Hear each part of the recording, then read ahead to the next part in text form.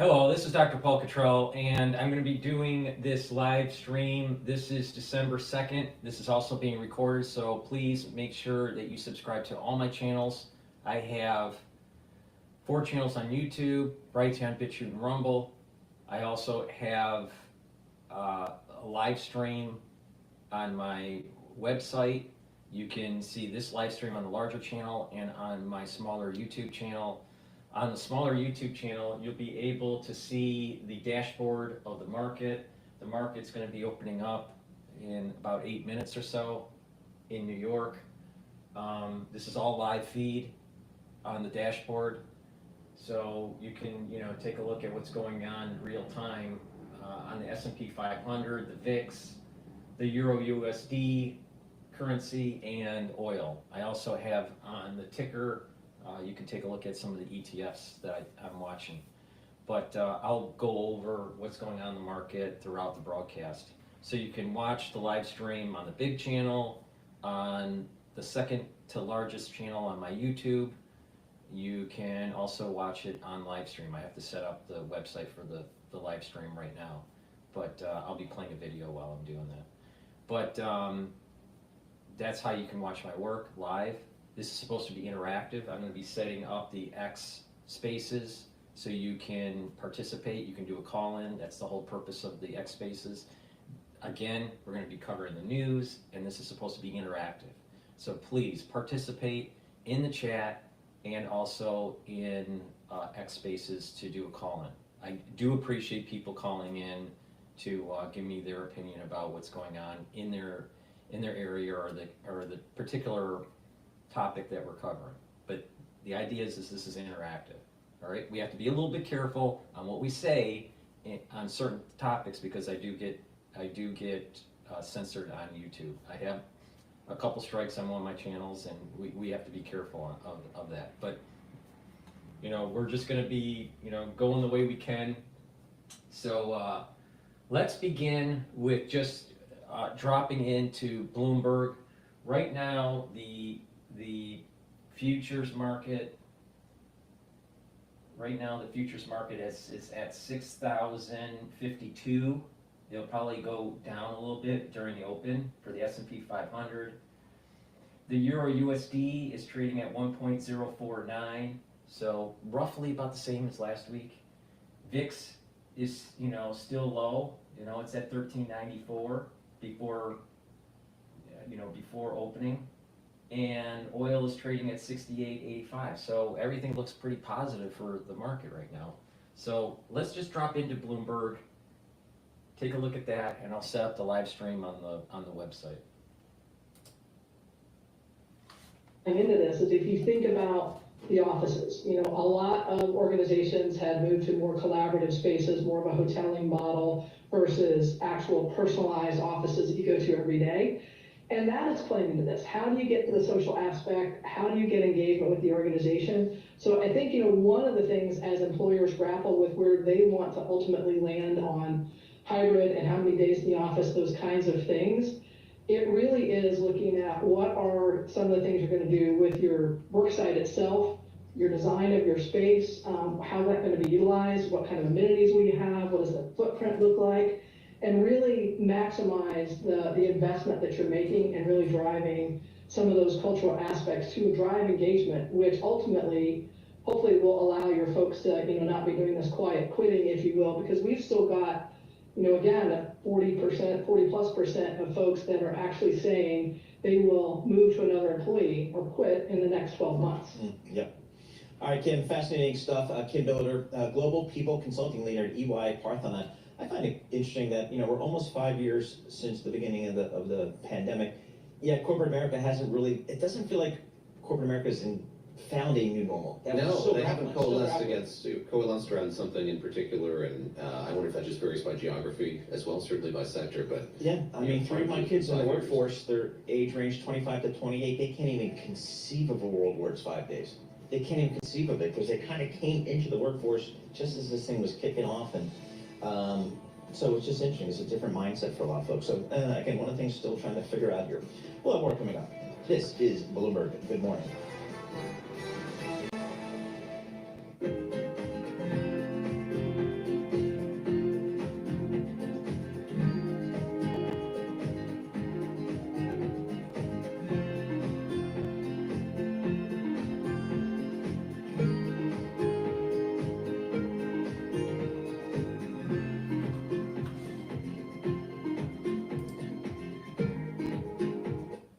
right, so let's go to Fox News while they're in break. This is Brett Baer on the pardon issue. I'll give you my opinion on the pardon after this.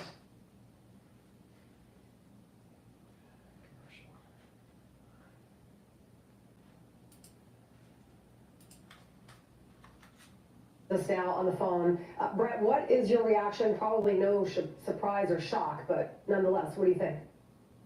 Yeah, guys, I think this is not a surprise, but maybe the timing of it, you know, coming today on Thanksgiving weekend Sunday, and how it's written up in this release by the White House. Obviously, you guys have already talked about how the White House has, for more than a year, said that he was not going to do this, ever do this. You saw the David Muir interview with ABC where he said he was never going to pardon his son Hunter, no matter what. We've seen different iterations from Karine Jean-Pierre from the White House press briefing room the same way. I think internally a lot of people thought that by the end of this term he was probably going to do it anyway.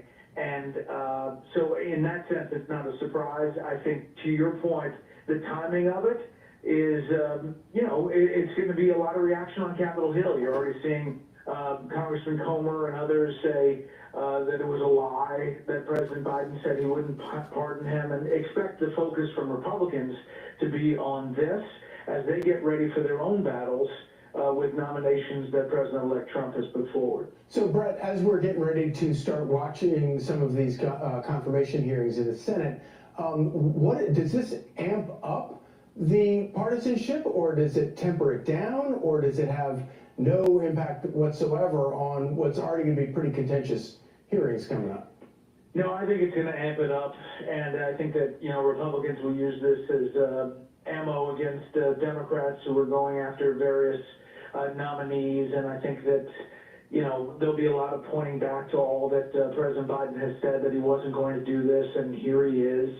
And there'll be a lot of talk about lawfare and the use of that against President-elect Trump all throughout this time. You know, there were some people in certain circles that said if Biden didn't pardon Hunter, that maybe when President Trump was inaugurated, that maybe he would. You know, and that actually was being tossed around as a possibility. But obviously that's all to the wayside now, as President Biden has made this decision, and he's made it early, well before he leaves office on January 20th. I was trying to remember, and I couldn't come to mind right away, the last time a family member, and I bet you have that's something you might have on the top of your head, the last time a family member had to be pardoned by a president. I don't have that, and I Okay, think feel a little bit better about that. yeah. I mean, don't feel bad, because it's not on the top of my head, and I think we'll have to look back and see where exactly that might. I mean, we've had some pretty stand. good family members, but maybe not quite this level of family members. This is a little bit longer video here for Fox, but I did set up the live stream on the website so you can watch it three different ways. On the larger channel, on my smaller YouTube channel with the dashboard, or on my website, and you can send either the large screen or the dashboard screen. It's up to you. So there's three different ways to watch. I just set up the call-in for X Spaces on my channel, so please follow me on X and on GETTR. I have two actually feeds on X, so take a look at the Dr. Cottrell feed, and you can do the call-in there. So, you know, it's about being interactive here. The market just opened. So the S&P 500 is at 6,045. Again, I have a target at year end anywhere from 5,800 to 6,100. Most likely it'll be around 6,000 for the year end close. It might even be higher. There might be a little, but the higher it is, the little bit more worry I have of the first quarter maybe doing some sort of correction. But let's just see. But the S&P 500 did open up at over 6,000. It's at 6,045. VIX is trading at 1387, so really low risk.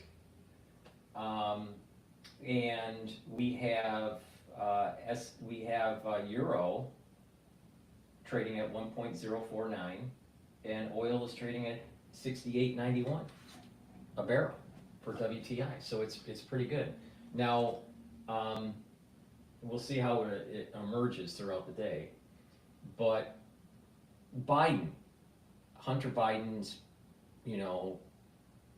news yesterday, the two big news things that happened, I think, that happened during the weekend were Kash being nominated for the FBI, and we'll cover that, and then obviously Joe Biden's pardon of his son, Hunter Biden. My take on this, if you zoom out, I see this as election interference of 2020, right? By the mainstream media, by the agencies like the FBI, slow walking the laptop, trying to frame it as some sort of Russian, disinformation campaign. It was found to be legit, right? They slow walked it at the Justice Department. If this was in the news during the 2020 election, most likely Biden wouldn't have been co-president. And there's other issues with that. I don't want to bring it up, but there's for sure. Assuming that everything was above board with the vote count in 2020, which probably it wasn't. But the thing is, let's just assume that it was. The Hunter Biden laptop would have deep sixed Joe Biden's campaign against Trump. The FBI slow walked it. The media spun it as some sort of disinformation from Russia. So there was election interference at the media level and at the FBI level. Why do I say this? Kash is going to take a look at these nefarious things that are going on. Because yes, he's pardoned and there's nothing that they can do. Maybe they can do some investigation and smear his name in the public eye and blah, blah, blah. But he's not going to do any jail time, all right? Because the way the pardon goes it goes all the way back to when he started his funds, as a consultant and all this. So he's not going to do any time. But, Hunter Biden's not going to do any time. But the thing is that there's a larger issue here, and that is multi-agencies, including the power of the press, the power of the media, using that whole Smith modernization to try to convince the public nothing to see here, right? There's nothing to see here at the laptop from hell, right? No, there was no way that the Biden family was, doing nefarious things with Ukraine or China. That's all Russian disinformation. So by investigating, not necessarily so much the Hunter laptop and the nefarious things that Hunter Biden and the Biden family were doing, but what the coordination was going on at the FBI level and the media level to try to create this thought in the public eye that this was just disinformation. The media was complicit. The point I'm making here is the media is complicit of interfering with the election in 2020. And it goes even better. They were complicit in trying to affect the election in 2024 by doing these fake polls, propping Harris up, saying that she was, more popular and everything than she was. The evidence on the ground was on the contrary. People weren't going to her rallies. Trump was going to the rallies. The nefarious things that were going on with the attempted assassinations, at least 2 that we know of, maybe 3. So there's something big going on here. It's not just the pardon. Step away from just the pardon. Look at the nefarious activity by the FBI, by the media, to affect the elections in 2020 and 2024. That's, I think, the bigger point. We're never going to have him see. We're never going to see justice on Hunter Biden. There's for sure that the family's on the take.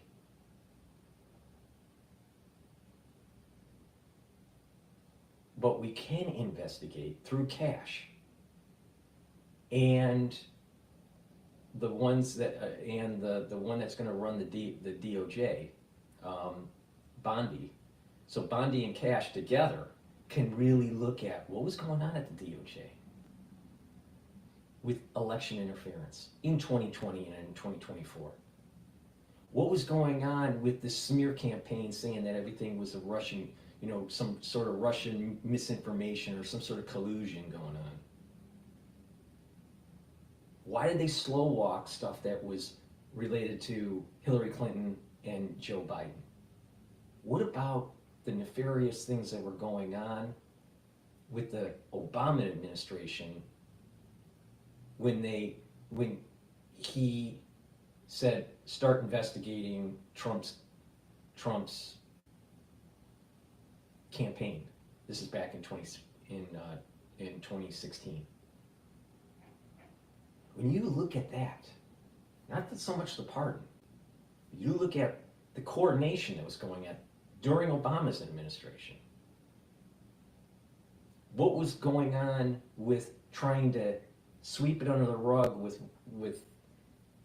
classified information that Hillary Clinton had that she shouldn't have? A president can have classified information. That is a fact, all right? A president has the authority to actually declassify anything by just his action declassifies it. So, Mark Levin went into detail the law on that. So we need to look at the FBI, the DOJ, and the ones in power that were slow walking investigations and also going after political enemies.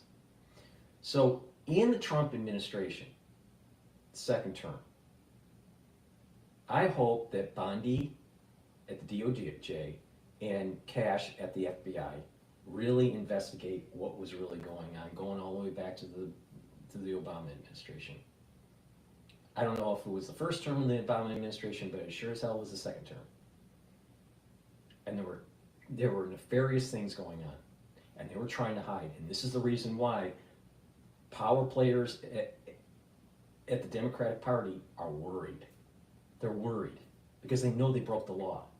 And the people that, kind of towed the line because they thought they would win, people at the agencies, some people that were running, congressional committees, they thought that they would be able to be protected by the system as long as the Democrats won.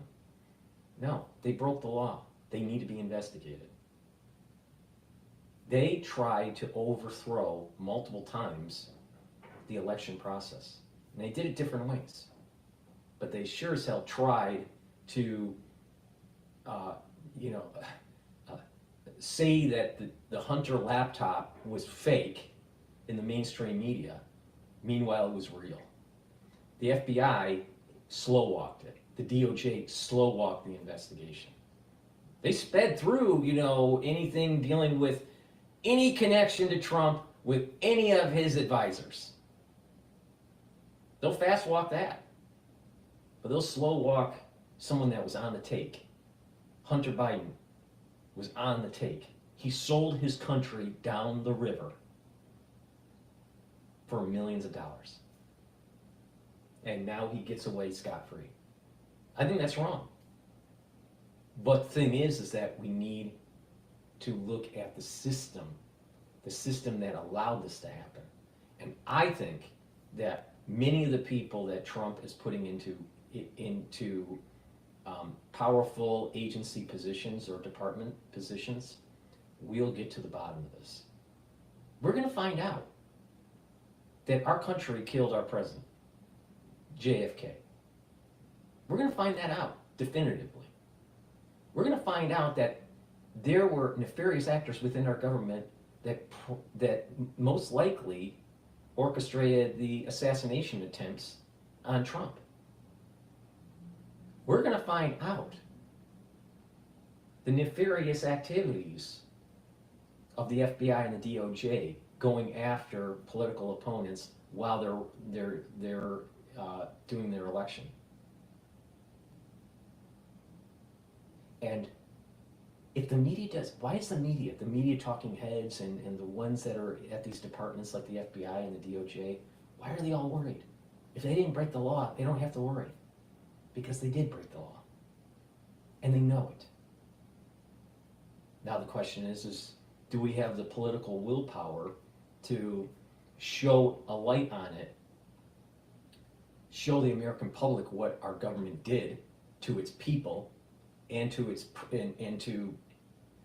president and candidates and advisors, and fix it? So I'd rather fix the problem so it never happens again, so the deep state doesn't take control of our government, and have him go and have Hunter Biden go scot-free. I'd rather have a working government. But if we never go and investigate the ones that perpetrated these actions in 2016, in 2020, and in 2024, we don't have a government. And I'm hoping that Bondi and Kash will do just that, and others that are in Trump's cabinet. But we have the opportunity to get this done. Why are they slow walking the Epstein list? Well, we know why. Because there are powerful people that are on that list, right? But this is the sort of thing that we need to find out. A lot of nefarious things have been going on in the last 15, 20 years. We need to know. He'll have his millions. Hunter Biden just collected millions of dollars for, selling his country down the river. Dishonorable discharge because he's a crackhead. Tried to serve his country, but didn't serve it honorably. Meanwhile, we have honorable serving veterans that have lost limbs, have brain injuries because of concussions, are homeless.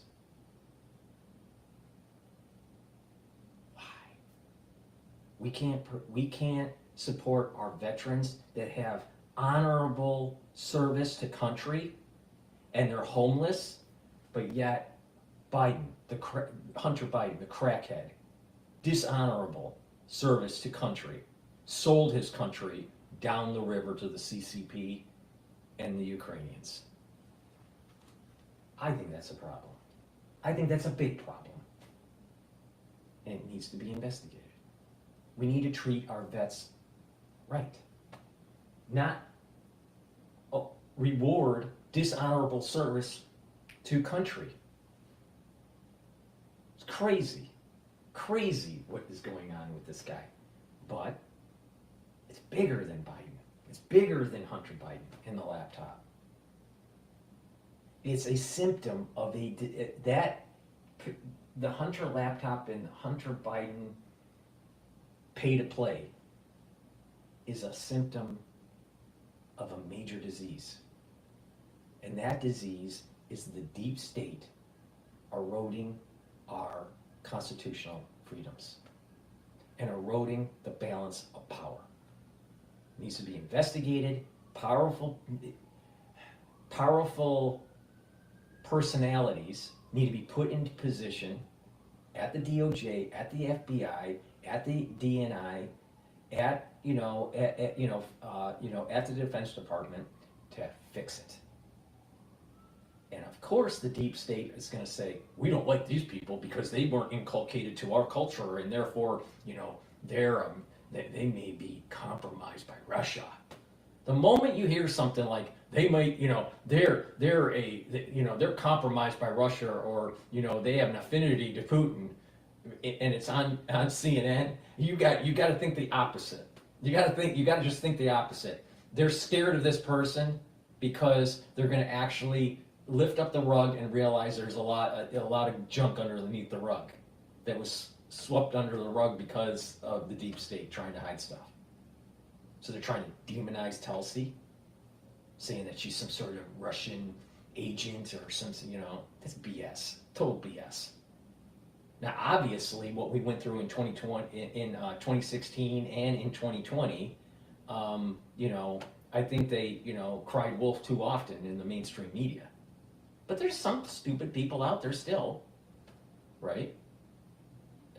That includes, some of the alumni at Harvard that, think that, the Democrats are all lily white. They're not. They're not. And investigations need to happen.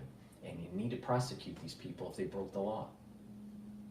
Like Comey and like, Adam Schiff and, high up at the FBI level and at the DOJ and Garland and all them. These people, they went after the Trump campaign and the Trump presidency and tried to manipulate the election to go into the favor of the Democratic Party. That's what happened. And we as a people need to do something about it. Our government needs to hold these people accountable so it never happens again. If that's the only thing that Trump does, he has now launched America 100 years into the future of prosperity. He could have a tanking economy, right? The economy sucked. Let's just assume that the economy completely sucks. It won't. But let's just say the economy completely sucks. If he does that one thing and restructures these agencies, reduce their power, and can put in guardrails to prevent the overreach by these agencies, and have a prior president, Obama, go after his political opponent through lawfare. If we can stop that, Trump will be successful and be one of the best presidents the United States has ever had. Going all the way back to Washington. I think Washington is the best. But, it's going to be close if Trump can do this. If Trump has the staying power to get the job done on this. All right. Again, I have X spaces on, so if you want to do a call-in, please do that. Please, follow. Just raise your hand in X, and I'll take your call. Please help support my work. How do you support my work? Make sure you subscribe to all my channels. Make sure you follow me on social media like X, GETTR, and follow my podcast, Apple Podcast. You can listen to me on Podomatic. I also have put audio files so you can listen to me on my website, and that's called radio. So broadcast. I have a broadcast button, and so you can listen to my audio through radio or through live, and that's just the live streams. And help support my work by sharing the links and purchasing the products. If you listen to what I have to say in terms of how to help with your body, how to improve your health, how to slow down inflammation, soak up those free radicals and all that stuff, you can slow down your aging process. You can improve your longevity, improve your immune system and your other systems, like your cardiovascular system and whatnot. So just help by supporting the channel by going to the store, the-studio-reykjavik.com. The link is in the description of all my videos. It's really easy. And get the great products that I offer. I have boxes, anti-aging boxes. I have longevity boxes that are curated to be able to fine tune at a certain price point, how to improve your health, or you can buy individual products on my store. It's up to you. Some of those individual products that I have are magnesium and zinc. This is important to take every day. It's a high quality magnesium and zinc supplement. It'll boost up your immune system. Take it every day. If you're in the cold season, you're not feeling too well, take a double dose. Take one in the morning, take one in the evening. But on a regular, day where you're feeling okay, just take one dose. I usually take it in the morning, but it's up to you when you want to take it, and boost up your immune system. So please take the magnesium and zinc supplement. Next, it's really important to soak up free radicals. Really important. All right, it slows down the aging process. It boosts up your energy levels. I have 3 different versions of C60. I have extra virgin olive oil, I have MCT coconut oil, and avocado oil. All right, C60 is a carbon molecule, 60 carbon molecules, looks like a soccer ball, and it will soak up free radicals. All right, soak up those reactive oxygen species. When you do that, you're reducing the stress on the cell when you soak up those free radicals. And you're also improving the mitochondrial health of the cell. That means your ATP is going to go up. When you have more ATP, that means you have more neurotransmitters. That means that you have healthier neurons. That means you have healthier tissues. You have healthier glands. You have a healthier endocrine system. You have you have a healthier musculature system. So skeletal muscular system. So by soaking up these free radicals, it's improving your cell's health by reducing that free radical stress on the cell, all right, and boosting up your energy. When you're boosting up that energy, you're going to have a better immune system. So please go to my store, the-studio-reykjavik.com. Take a teaspoon of C60 a day. Take a teaspoon of C60 a day, all right, and that will soak up those free radicals. You can get it in MCT coconut oil, extra virgin olive oil, and avocado oil. You can get it in a 2 ounce, a 4 ounce, or an 8 ounce configuration. The higher the ounce configuration, the cheaper it is per ounce. So it behooves you to buy the higher ounce configuration. So please go to my store and get the C60. This is a very, very powerful antioxidant that you can take every day, and it's synergistic with some of the other things that I have. And lastly, before we go and continue on with Hunter Biden, who sold his country down the river for millions of dollars and was a disgrace as a service member to his country. Before we go to that video, please go to my store, the-studio-reykjavik.com, and get the multivitamin. You need multivitamins as cofactors for enzymatic activity. This is a high quality vitamin. It's easy to digest. You should be taking a multivitamin every day, especially when you get older. And have this as a daily routine, and you have other things that you're stacking it with. Very important to take a multivitamin. If you don't do anything else, take a multivitamin. It's a good start. All right? Please go to my store, the-studio-reykjavik.com. Get the multivitamin they offer. It's an easy to digest multivitamin. It has a lot of different vitamins in it. I don't have time to go through all of them. You can go to the store and take a look at the vitamin profile. But taking this multivitamin will be easier to digest for you. So that's how you can support the work. Follow the protocol. Everything that I'm going to be talking about, I take, all right? Slows down the aging process, boosts up the immune system. It helps with bringing down inflammation and reactive oxygen species. It does a lot. If you follow what I do, you'll improve your health. Or don't follow. It's up to you. All right. Let's continue on with Hunter Biden, the guy that actually sold his country down the river for $1. Brings it to a new level.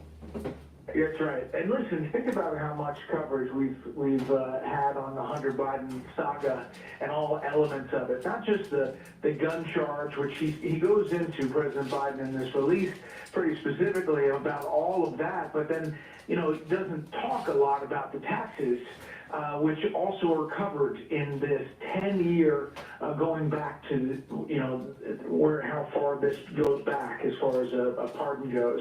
And perhaps those are more serious of the charges that we hadn't really gotten to. Well, in the federal tax evasion charges, he actually pled guilty to.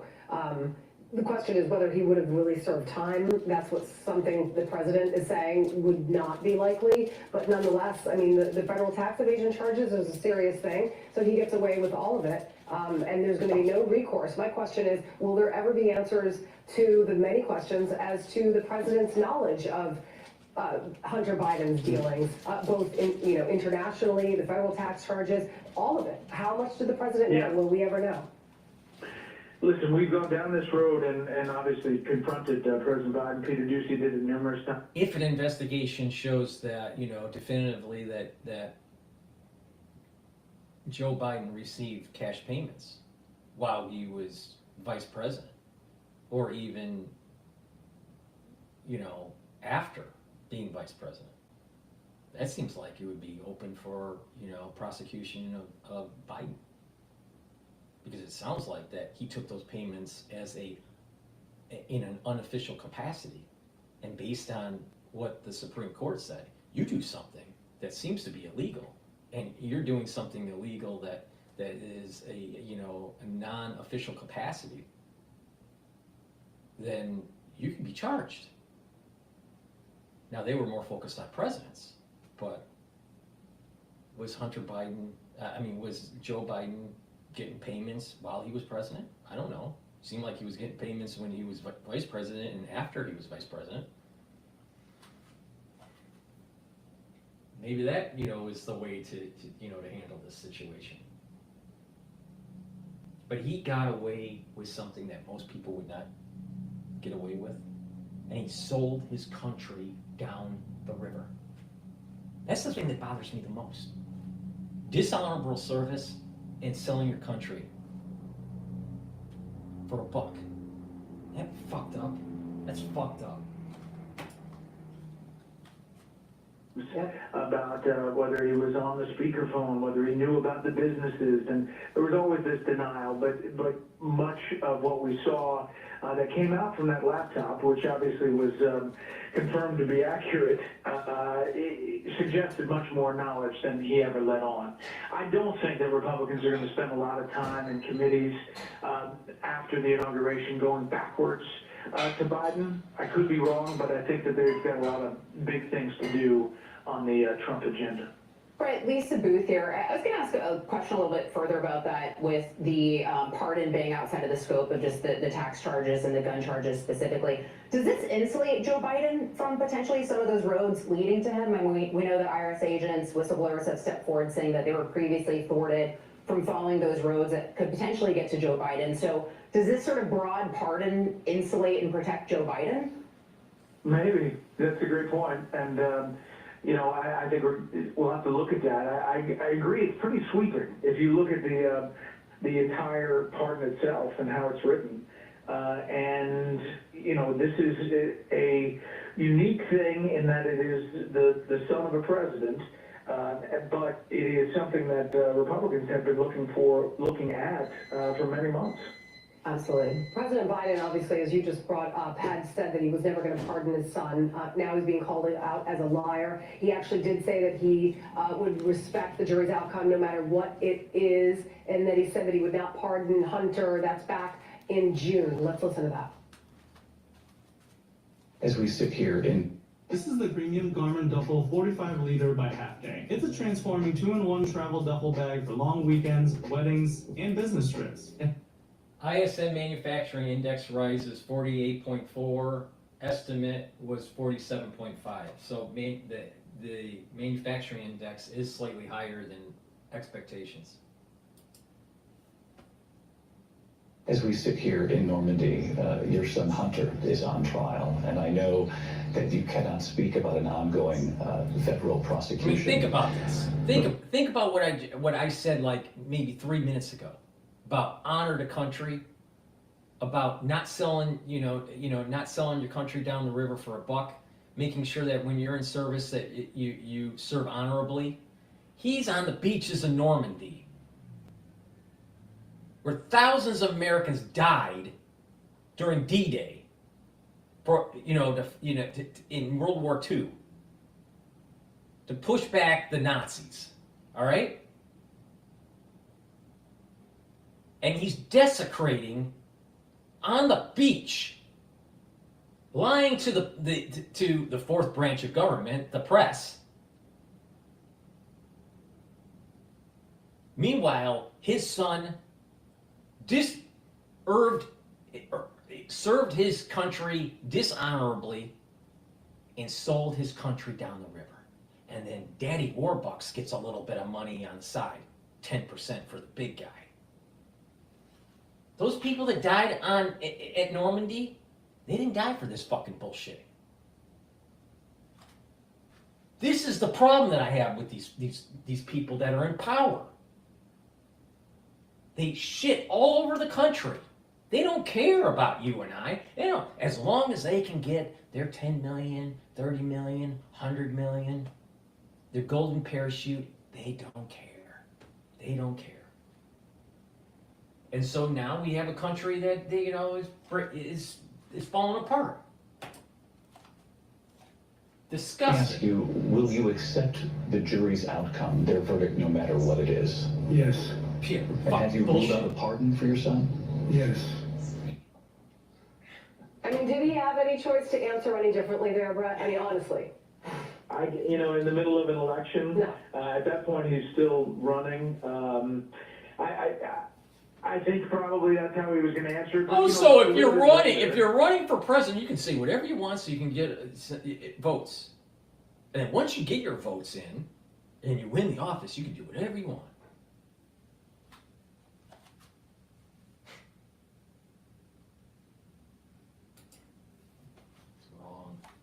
Down the road, the White House briefing, the press corps had really asked Karine Jean-Pierre numerous ways, numerous times, including our own correspondents in the room, whether that was going to change 6 months down the road. And it was pretty definitive. It was really cut and dry. It was not going to happen, was never going to happen, is never going to happen. And I think, listen, I think people who looked at this politically thought it was going to happen, period, the end. Whether it was going to be President Biden in the final days, this is a little bit earlier than people expect. I think he believed that a re-election would happen, and that's what he was banking on. And I believe that is the reason why he had to stick to that answer, because he actually didn't think that there was any chance that he would be booted out of office by former President Trump. There's a big move in the dollar right now. Dollar's strengthening against the euro. I don't know exactly why yet. Maybe we'll cycle into Bloomberg. Maybe we'll get a little better understanding. But let's continue on with the family that sold the country down the river. Harris would in fact take his seat. I mean, things were very different if you think about it in June. Because remember the month of July and what went down in July. That's when, Biden was out, Kamala Harris was in, she started campaigning. He would have never seen what was to come. Well, and to that point, Julie, Brett, if you're Joe Biden, what do you have to lose at this point, right? Your party kicks you out, he drops out via X, he's not running for re-election. He's out, his reputation's tarnished, so is it in his administration. So at this point, Brett, what does he have to lose?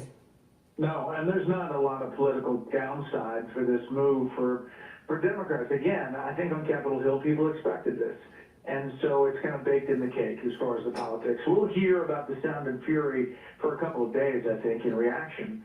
And it may, in fact... He should have never had the pardon because he didn't serve his country honorably and he sold his country down the river. He did things illegally. He shouldn't have had the pardon. The problem is that his father was in office and his father was on the take. 10% for the big guy. Yeah, okay? And then an investigation happens and they say, maybe the brain of Joe Biden is at such a state that he couldn't even be held, for I trial. can't find in the brain in your Apple Music library. What? You can ask me to play a radio station or ask for your music on a different app. So, Hunter Biden got away with a lot of stuff. And he shouldn't have. Because he desecrated honor to country.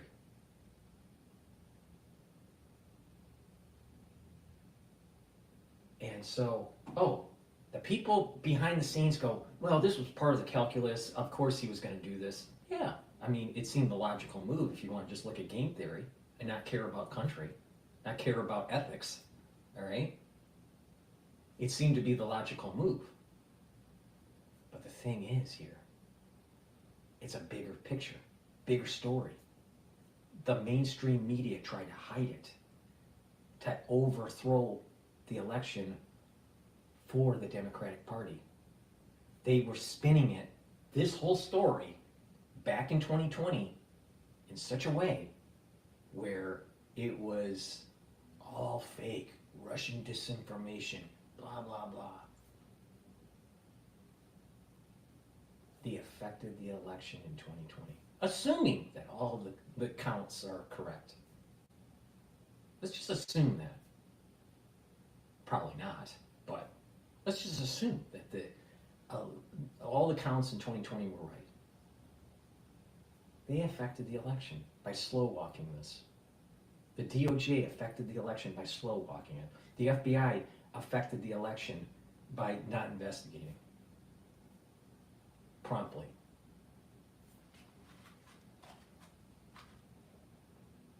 It was election interference.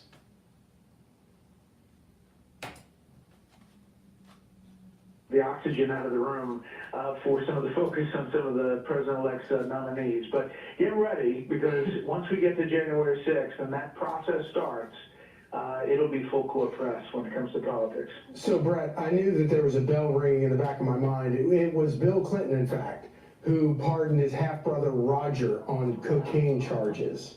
So There you go. I knew it was sometime. Wait. So Fox is making a comparison between Bill Clinton and his brother, or stepbrother, his brother, whatever, and cocaine charges. But the big guy got 10% for selling the country down the river. It's not the same. It's not the same. It's totally not the same.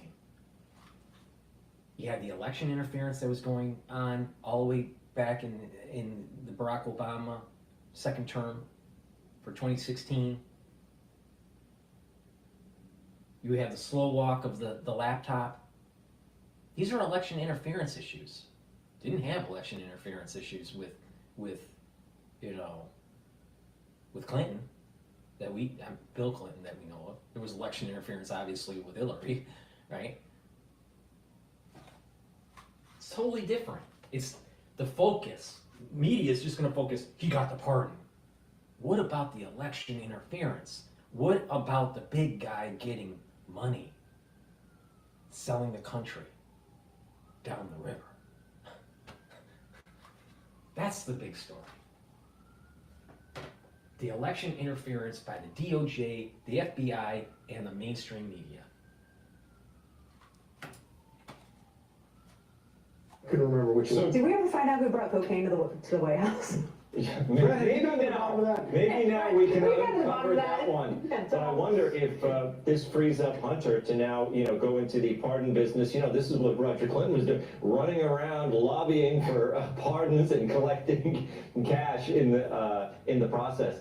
But I think, what Brett just said, we're moving on. That's what Shannon said, that the news cycle, it keeps moving on. So this happened on a Sunday. My take is that if I were a Democrat, I would not. The news cycle keeps on moving on. Let's just look at the superficial. The news cycle just keeps on moving on. Just, the superficial. Hunter Biden gets pardoned, by his father. That's just the surface.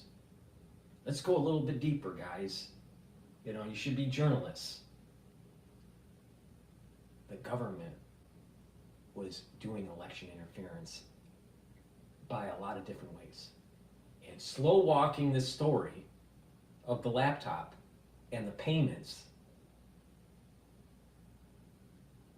if they adequately investigated it and adequately covered it during the 2020 election, Biden most likely would not have won. Assuming that all of the electoral, all the votes were counted appropriately. Right? Let's just give them that. Assume that.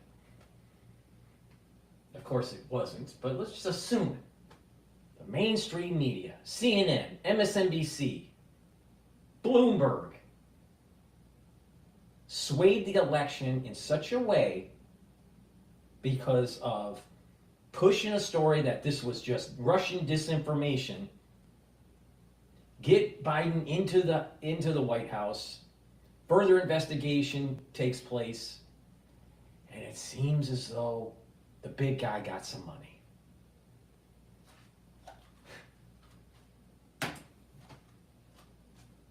Because they want to be talking about the president's appointments. They don't want to be talking about this kind of thing. So is this another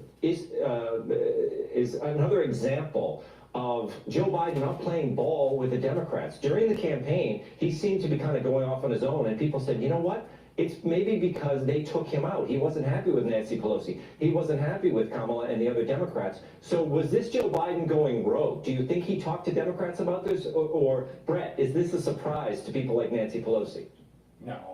I think I it's don't think it's a pretty, surprise. it was pretty known that it was going to happen, I think. Not that he had the advance, briefing of the Democrats before this comes out, but I think that there was a sense that President Biden was going to do this. And it'll be interesting to see the TikTok of who he told this was going to happen. Listen, this is a Sunday night, again, at the end of a holiday weekend.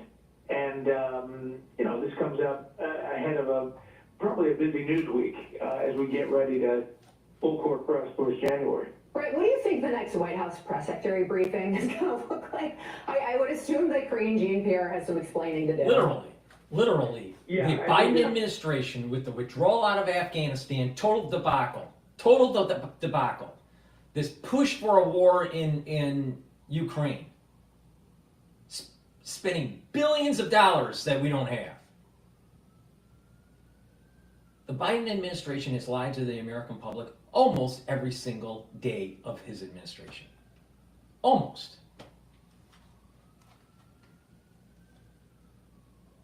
I think the only day that he didn't was when he pardoned the Thanksgiving turkey.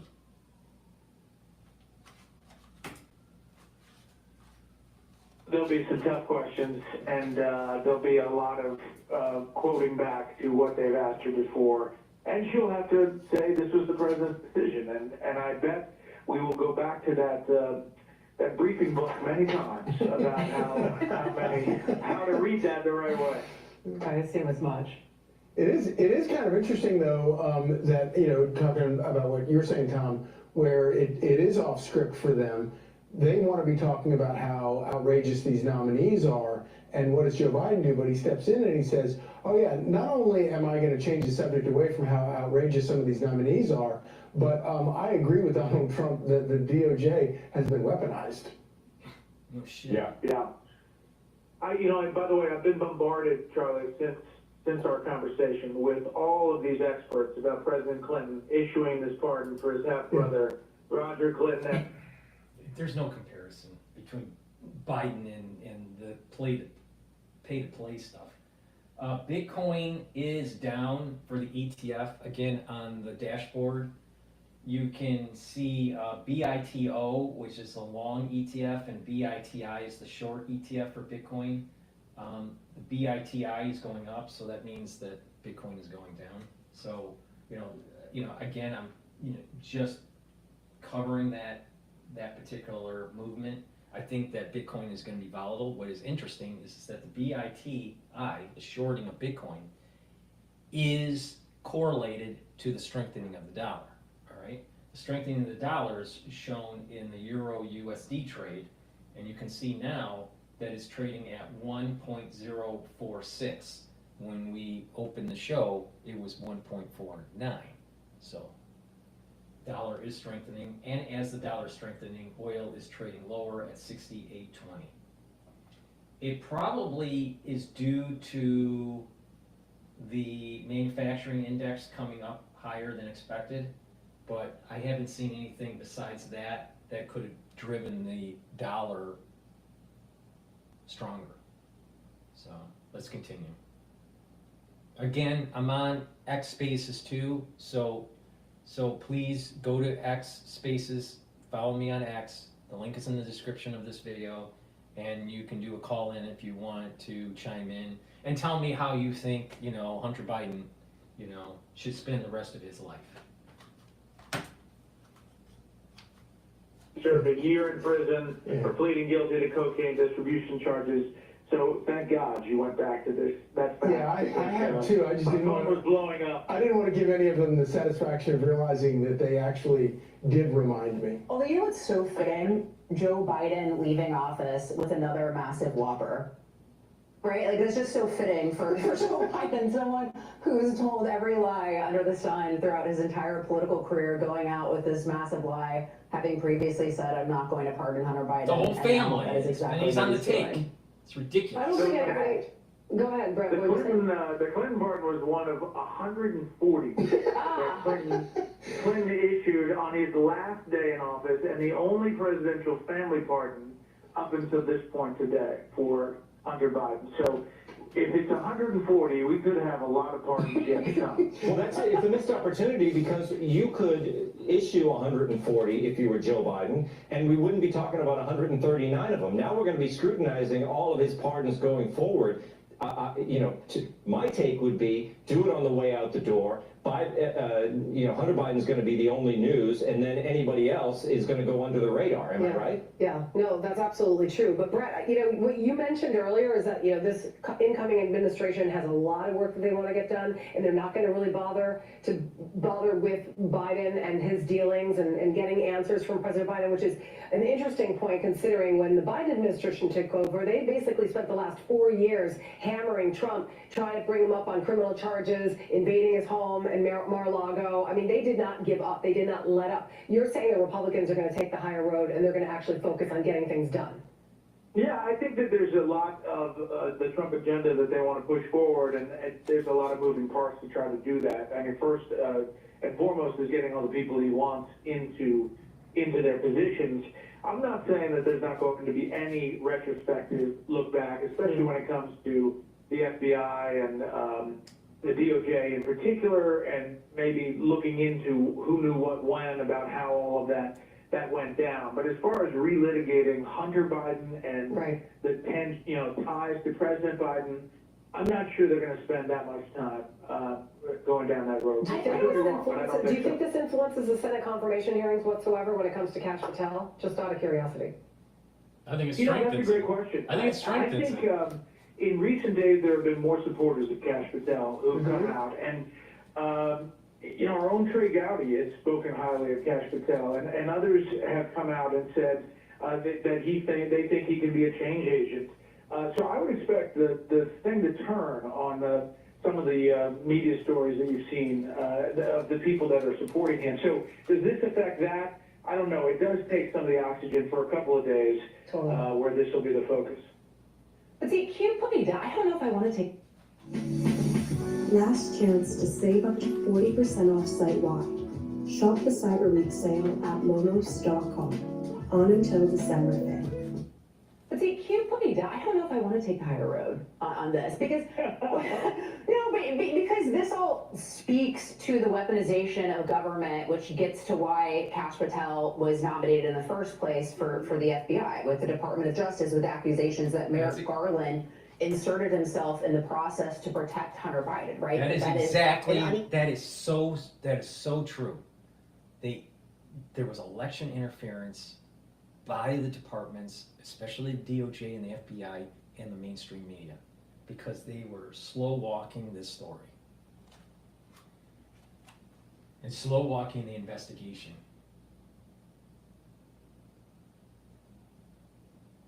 Because what it was is by eating up the clock, it prevented them from prosecuting for certain things that Hunter Biden did, and also investigation on the big guy getting some money. The big guy. Application of the law, which we have seen consistently throughout the Biden administration and all of this, the weaponization directed at Donald Trump, while Hunter Biden continues to, one, get a pardon, to get a sweetheart deal, to, not have the Burisma money being held against him and being part of those tax charges as well. So, I don't know if I want to take the higher road, Charlie. Yeah, I would not be surprised, but I also think that, Donald Trump has, his view of this election is that it's a starting point, and he has big things that he wants to get done. And I think that in as much as he can use all of this as a cudgel to crack open DOJ and the FBI and get things done there, I think he will I think a lot of his supporters in Congress will go after that. So you have, I think my interpretation of what he's saying here is basically, you get these nominations being drilled by the Senate for Senate confirmation. Kash is up there, and they're going to say, you're going to be, going after Trump's political opponents, as, the FBI director and blah, blah, blah. And, Kash could basically say, look at what the previous directors did. They went after their political opponents, and we need to clean house. We need to fix the system. We need to restructure it so it never happens again. So this plays right into Trump's hand, right? This pardoning of the pardoning of Hunter Biden by his father. Well, that's just sweeping under the rug. You don't have to be accountable for wrongdoings. You don't have to be accountable. And because of the slow walking of the investigation by the FBI and the spin that it's some sort of Russian collusion, everything out of their fucking mouth is Russian collusion, Russian disinformation, everything on CNN, everything on FBI. So investigating the people that were in charge of these agencies is really important. And I think that what we just saw happen will play into the nomination calculus for Kash Patel. It will help him. It won't hurt him, because he just can keep on going. There's obviously a problem at the FBI and the DOJ. There's obviously a problem. They're going after their political opponents. So what's wrong with investigating these people so it never happens again? Put guardrails on these agencies. They ballooned out too large. Like I said in our previous video, these agencies want to circumvent the power of the executive branch. Really big other fish to fry that are more policy oriented, and they're going to be off to the races on that stuff. But you could do both, and then also, but also one of those big policy initiatives is reforming, taking a look at the Department of Justice, reforming the FBI. And so I do think that this goes hand in hand with those goals that you just laid out, the big ambitions of Donald Trump for this next administration as well. Should we let Brett get back to his cold turkey sandwiches? Brett, do you want to keep hanging out? I'm just going to run, but I'll leave you with this. Yeah, this please is do. really sweeping, and it is sweeping. So it's not only for the guns and the gun and taxes convictions, but it also really amounts to any crime he might have committed in the last decade. So if you do have a Congress that looks back or was going down a different road. The reason why he said that was because there's stuff that the government hasn't looked into that of nefarious activity where the big guys get money. This thing is the Hunter Biden and Joe Biden is corrupt. The Biden family is corrupt. pretty broad and sweeping, and we're going to hear a lot about it from Capitol Hill starting tomorrow. Brett Baer, thank you so much for joining us on a Sunday. Get back to your life, and I know what the lead will be on your show tomorrow. I would imagine you'll be talking about this just a bit on the special report. All right, so we'll go to Bloomberg soon here to find out about some of the economic news.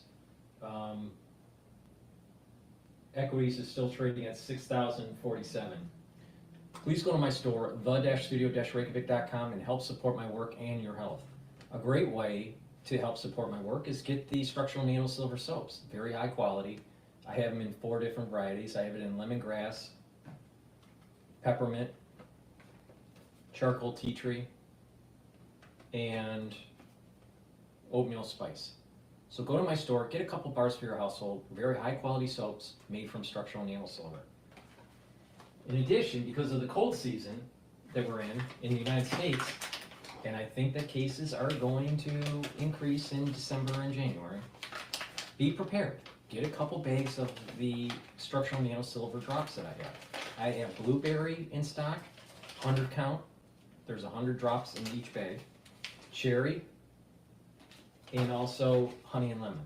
So get a couple bags for your household. Be prepared. The moment you have that irritation, take a couple of these drops. What will happen is you're neutralizing the irritant and you're maintaining that mucosal barrier and reducing that inflammation. When you do that, you're mitigating further problems, all right? That's really important. Be prepared. The whole key is to be prepared.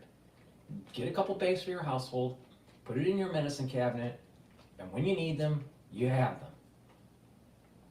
The whole idea is the moment you have that irritation from work or from school or from your, from family members or whatever, you can neutralize it. Go to my store, the-studio-reykjavik.com, and get a couple bags of the structural nano silver drops. All right, let's take a look at what Bloomberg has to say about the economic data. How about if you're a value investor? What do you do here? How does this new world that we're kind of entering, how does that? I've been making the standard deviation argument for a while, which is that performance and valuations have reached extreme levels. That is true. But if you look at this year, utilities have outperformed technology, right? Financials have outperformed, industrials have outperformed. And if you look at the trade since Trump, value's done very well. I mean, the Mag 7's done fine, but mid caps, for instance, which are more value laden, have outperformed. Small caps, which obviously have a lot more financials, since June 30th are up twice as much. So I think, I hate to say, we're overdue because we've been overdue for a while, but I do think the value trade has some substance to it. And if what we're trying to do is drill another 3 million barrels of oil per day, which is a ton, because we're drilling, 13 and change, that's going to benefit materials companies, that's going to benefit industrials companies, and a lot of the Inflation Reduction Act infrastructure spending hasn't even come out yet. So I think industrials end up being kind of the darling. In Trump 1.0, energy actually was negative, even though the S&P 500 was up 70% over that period of time. So, I'm not sure all value sectors benefit, but I would say industrials look good, financials can continue to look good, especially with less regulatory pressures, and materials should look good. So, and utilities, the earnings there are pretty substantial, and there's some obvious link with what's going on in AI. So it may be that value's overdue and that 2025 will be the year of value. We'll see. We'll see, exactly. I was going to say, who doesn't like 3 million barrels of oil a day, extra oil? Oil companies. That's right. Which is why the industrials and the materials seem more attractive. What do you do then with tech? You said, earnings outlook for technology is definitely going to be lower next year, right? But it's not nothing. Right. It's going to be double digits, probably in the mid-teens. How do you invest in big tech currently? Well, it's kind of curious, if you look at the stocks, like half the semi-index. Yeah, half the stocks in there are negative this year, and I think the index itself is up about 13%. So it had a great 2023. It did not really have a great 2024. But if corporate taxes are $450 billion, and Trump's going to cut them by another 33%, that's going to create a lot of ammunition for CapEx. So I don't think the tech trade is over. It's just more fun when other people participate as well. So I think everything. So you don't have to sell tech? No, I don't think you sell tech. But I do think you start moving towards more mid-cap, small-cap exposures. In fact, since Trump, I think, was elected, the #1 performing factor was small cap growth. So mid-cap tech, small-cap tech, a lot of CapEx. I see all of that as bullish. Bond market, 2-year treasury, 4.2%, or do I take some credit risk here? Here's the thing. So during Trump 1.0, nominal GDP was 4.8%. Real GDP grew 2.8%. Inflation was 2.1. So we're sitting on the 10-year, which is where the equity market really prices, at 422 or something, call it, whatever it says. That means that we're priced appropriately from a PE perspective for the stock market. So I think things have got it right. What'll be curious is when the Fed comes out on the 18th, they'll release their summary of economic projections, and we'll see where they think the neutral is. Obviously the number of rate cuts has come off the table to about 2.5 over the next 12 months. And so if the Federal Reserve decides to do rate cuts, it's going to hurt the bond market, right? In terms of the rate you would be getting as a coupon payment. But either way, the Fed raises rates or cuts rates, the equity market's going to be going up. Now the question is if it goes up too fast, then there's going to be some serious correction, 10%, 15% correction sometime maybe in 2025. But right now, it's very bullish equities, very, very bullish equities. So, and it's easy to do. You look at the S&P 500 or the Russell 2000 or some of these large indices. You don't need to get fancy and pick stocks, all right? Unless you know a lot about that particular stock. I don't like individual stock investing. Why? Because it has a lot of idiosyncratic risk. It's better to just kind of invest and have a steady increase over time than to have all this volatility that's going on with certain stocks. Now, yeah, you can make a lot of money in certain stocks if you get in with the right stock at the right time. NVIDIA, if you're not in NVIDIA now, you probably missed the boat. Yeah, they're going to make money, but will they have the appreciation in the stock price as much as this that they have had in the last year? No, they won't. So getting into NVIDIA now may not be a smart idea. So, it's just better to look at it from a macro perspective instead of these micro trends in a particular industry or a particular company. I don't like individual stock picking, but the S&P 500 is going to be going up a lot, I think, in 2025. But it depends on the speed of the increase. If that speed of increase is too high, then it increases the chances of some sort of correction in that year in 2025. But we'll see how it emerges. But again, it's trading at 6,045 for the S&P 500. Well, we're not that far away from 6,100, right? We have less than 30 days left, right? To get there. So we'll see. This morning. Next up, we're going to talk about Super Micro and the positive news there. That's not. All right, so I'm going to go back to Fox News, and this is Maria Bartiromo, and she has some choice words to say about Biden. I said I abide by the jury decision, and I will do that, and will not pardon. Does the president have any intention of pardoning him? We've been asked that question multiple times. Our answer stands, which is no. Yeah, well, President Biden releasing this statement, quote, "From the day I took office, I said I would not interfere with the Justice Department's decision-making, and I kept my word, even as I have watched my son being selectively and unfairly prosecuted. Here's the truth. I believe in the justice system, but as I have wrestled with this, I also believe raw politics." It is rich for him to be on the take, 10% for the big guy, his son to dishonorably serve his country and sell the country down the river for $1. And then have a statement on December 1st saying there was a miscarriage of justice and that, there was just, it was unfair. Look at what's going on with supporters of Trump and how the FBI and the DOJ went after them, or the family members, or cabinet officials, advisors, how they were lawfared by the DOJ, the Trump family, Trump himself. The miscarriage of justice was not investigating and prosecuting Hunter Biden. The miscarriage of justice with this whole situation was that we had a deep state that was interfering with the electoral process. And, trying to use a lawfare to demonize a candidate to try to prevent him from running.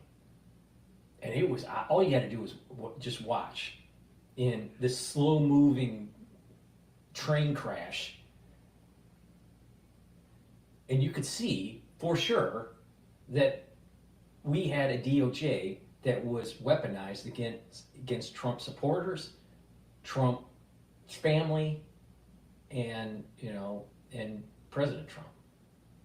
No doubt about it. No doubt about it. But it was Hunter Biden and his father, Joe Biden, want to spin it in such a way where the DOJ was weaponized against them. Yeah, right. They were the ones that slow walked it so the father could get into the White House. It's freaking, I'll tell you, the Biden family is one of the most corrupt political families out there. And they weren't even that good at it. You would think that they would, make a little bit more money by, being so corrupt. Has infected this process, and it led to a miscarriage of justice. Hunter also releasing a statement saying, "I have admitted and taken responsibility for my mistakes during the darkest days of my addiction. Mistakes that have been exploited to publicly humiliate and shame me and my family for political support. I will never take the clemency I have been given today for granted and will..." Does he say anything about dishonorably serving his country? Does he say anything about how he sold his country down the river for $1? He's only worried about how he was demonized in the media because of the laptop from hell. You know what? The laptop from hell is small potatoes. What's big potatoes is selling your country down the river, not serving your country honorably. That is way more important. Vote the life I have rebuilt to helping those who are still sick and suffering. President-elect Trump reacting on Truth Social, writing this: "Does the pardon given by Joe to Hunter include the January 6th hostages who have now been imprisoned for years, such as an abuse and miscarriage of justice?" Good comment from President Trump there. Liz Peek, your reaction. Well, first of all, I don't think anyone in America is surprised that Joe Biden went back on his word to pardon Hunter Of course Biden. not. Of course not. The whole family, lies and is corrupt. But the thing is that for many years, from 2016 to now, there has been entrapment that's been going on by the FBI and the DOJ against Trump supporters, or demonizing them because they go to some sort of school meeting, city council meeting, saying, "Why are you teaching the children this stuff?" Or having drag queens, having dance parties, in third grade. Why? And then they're demonized by the Justice Department, saying that they're white rings, right-wing, supremacists. I just it's crazy. It's crazy how who the hell is running the DOJ? Who the hell is running the FBI? You know, how could they be so compromised? Are they on the Epstein list? Maybe, who knows? But honestly, he did it in a way that I think really undermines the case that the Department of Justice is not political. I mean, he's saying, look, Hunter Biden was singled out, prosecuted for political reasons. We know, in fact, the opposite is true, Maria. They bent over backwards, the FBI and the DOJ, to let Hunter Biden get basically off scot-free from various things that he has done wrong, and obviously a jury felt the same way. But I think Biden has inadvertently opened the door to Trump's argument that he has been prosecuted unfairly and that the DOJ indeed has been weaponized. That's his case. An awful lot of Americans think it's true. And we'll be talking about Kash Patel in a moment. But listen, that's the entire story about the DOJ and the FBI. Yeah, and that's absolutely right. Totally agree. But what really gets me on this pardon is that this exonerates Hunter from everything. Yeah. Everything. Not just the federal gun charges, not just the drug charges, everything from 2014 to today, a 10-year period. Even crimes he has yet to be charged with. Yeah. And we all know how we have reported so extensively on what the Oversight Committee has said Hunter and Joe have done, and that is money laundering and influence peddling. So that's gone. I mean, this pardon does not apply to Joe Biden, but Cheryl, you know that this basically wipes away everything from Joe as well. And that was the initial question mark, was did Joe Biden do this for his son, or did Joe Biden do this for himself? And to be clear, even Democrats are criticizing President Biden's move on this. Not that pardons don't happen. You know, Bill Clinton, pardoned his brother Roger. Joe Ford pardoned Richard Nixon. But even Jared Polis on X wrote this. He said, as a father, I certainly understand Joe Biden's desire to help his son. I'm disappointed he put his family ahead of the country. Greg Stanton, a Democrat from Arizona. I respect Biden. He got this one wrong. He said this wasn't a politically motivated prosecution. Hunter committed felonies, and he was convicted by a jury of his peers. So, look, I mean, those charges, any average American that would have committed the gun charges, the tax charges, which were actually more serious than the gun charges because of the lying on the forms, any other American, Maria, would have been prosecuted even worse. Hunter still got that sweetheart deal in the beginning that was reversed.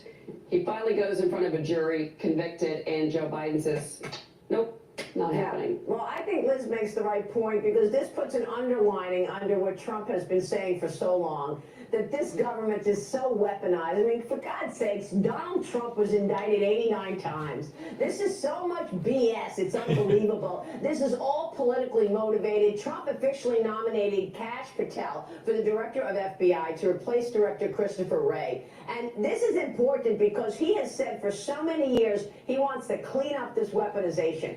Now, I spoke with Kash Patel just last week on Sunday Morning Futures and asked him what it is going to take to make people trust these government agencies again. Can they be restored after all this weaponization that Biden and company put in place? Watch this. Exposure of corruption. Put out the documents, put out the evidence. We only have gotten halfway down the Russiagate hole. The people need to know that their FBI is restored by knowing full well what they did to unlawfully surveil them. The people need to know that there's been a de-weaponization, a defanging of the Department of Justice, and their houses of worship will no longer be raided. But they need to be shown the documents that said this was the reasoning they weaponized justice. And that, in my opinion, is how Congress can most importantly secure the trust, or re-secure the trust, of these agencies and departments. So we'll see, John Lonsky. I mean, those. I personally think that this is an appendage, a tributary off of the Patriot Act. All right, and ones that haven't been paying attention, I've been saying that it morphed into something called the Bio-Patriot Act. Right, so the Patriot Act happened right after 9/11, right? And there was an erosion of constitutional freedoms and gave more power to these agencies to fight terrorism, right? The problem is that, how do you define terrorists? And should it be in the domestic arena or should it be in the international arena? And these powers that were given to these agencies could go after people wrongfully in the domestic realm because of these new powers from the Patriot Act. Well, the Bio-Patriot Act is a supercharged version of the Patriot Act, right? It wasn't called the Bio-Patriot Act. It was powers that were given during the emergency of the crisis in 2020. But it wasn't just about the crisis. The crisis was the catalyst that allowed for additional powers to be given to HHS, FBI, DOJ, all these things, to be able to curtail the society during an emergency. Some of these things are already written in the procedures for, let's say, nuclear detonation, all right, nuclear war, tactical or, intercontinental, all right?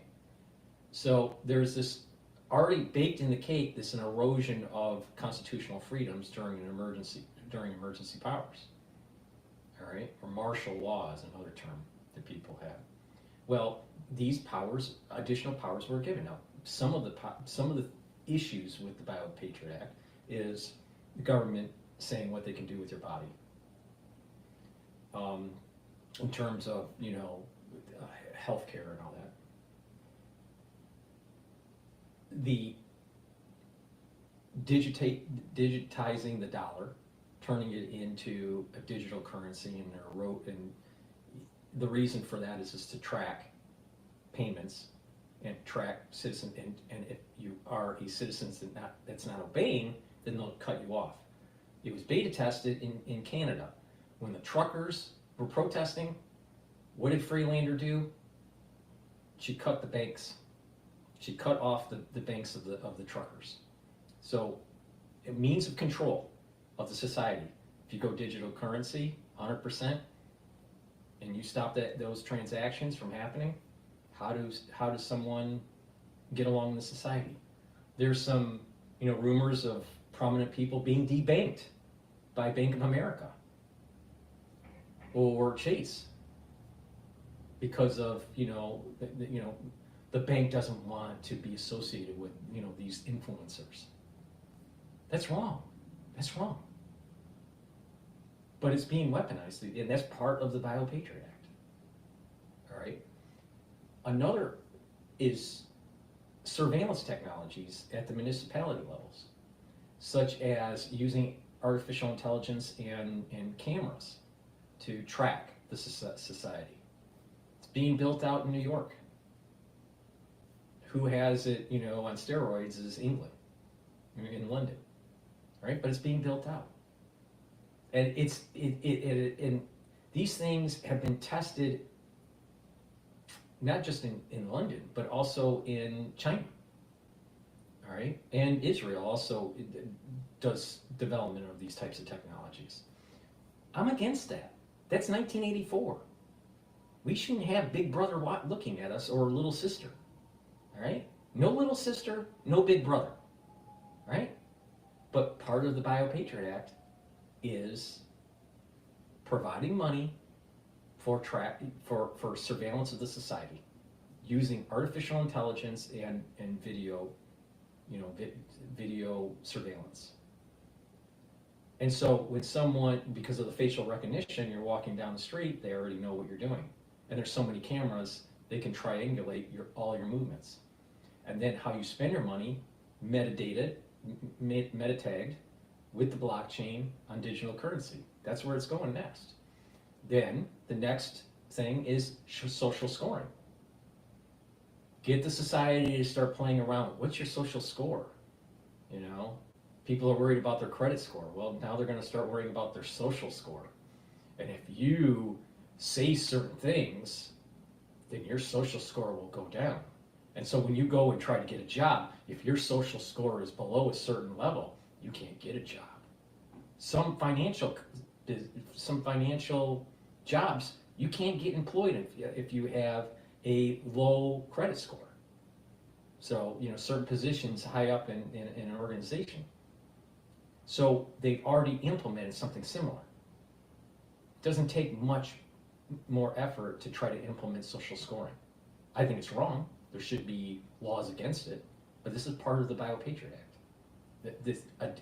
Again, the whole concept is after the crisis of 2020, during the crisis of 2020 and after, additional powers are given to the agencies to be able to demonize certain people, to go after certain people if they are not behaving appropriately. Now, the definition of behaving appropriately is based on some sort of group of people saying what that appropriate behavior should be, independent of your constitutional freedoms. So what the Bio-Patriot Act is doing is eroding the constitutional freedoms that is enshrined in that document in the United States, the Constitution, right? We have civil liberties. Well, Bio-Patriot Act is trying to erode that. The Patriot Act did erode it, right? But now you have Trump coming in, all right, through the Bio-Patriot Act, right? Additional powers were given to these agencies. They wanted to circumvent the power of the chief of the executive branch, which is the president, and so the agencies have sort of autonomy or decentralization, and so people are on the take. People, get compromised, and they make deals. So when they leave a certain agency, they have a golden parachute in the private sector. This happens a lot with the Defense Department and with Big Pharma. And so you have this runaway effect with these agencies and these departments where they can go rogue. And so you have a document that's written by an official, let's say by the FBI, that goes, we need to go after, women that care about educating their kids in the public school, and they go to the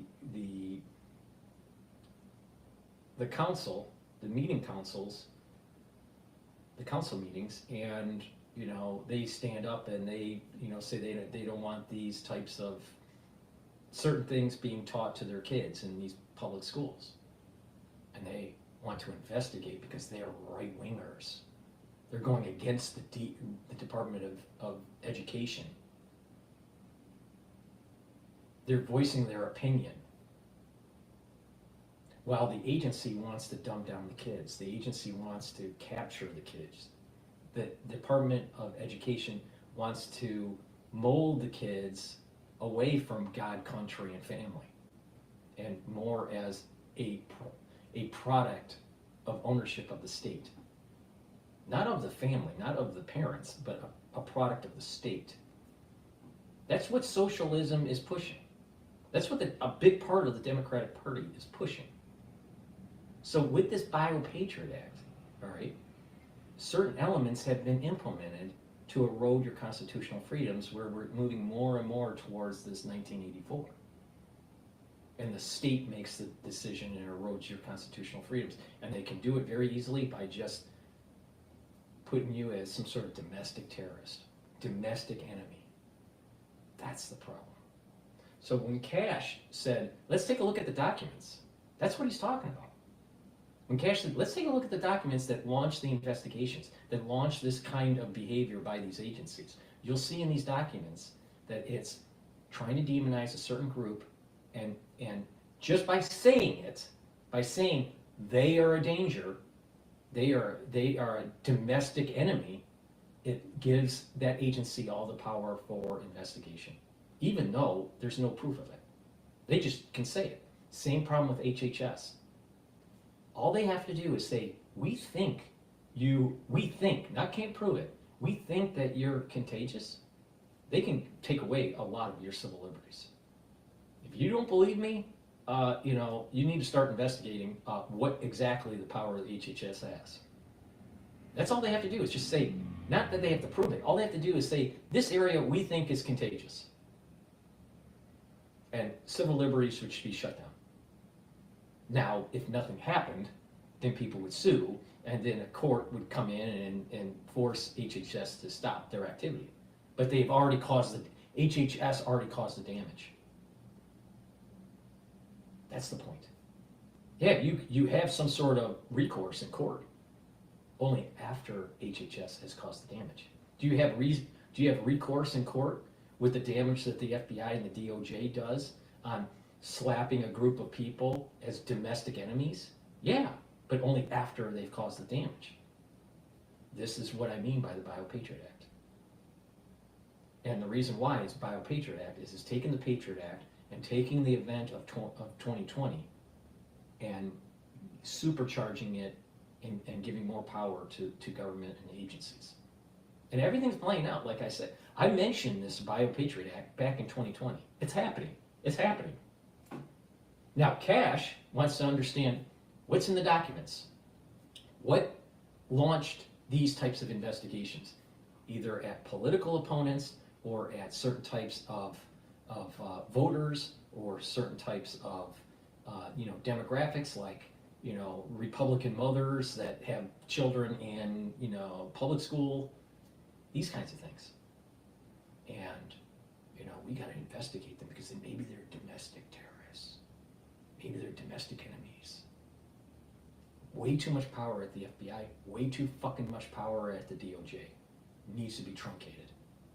And this is part of the solution against the Bio-Patriot Act.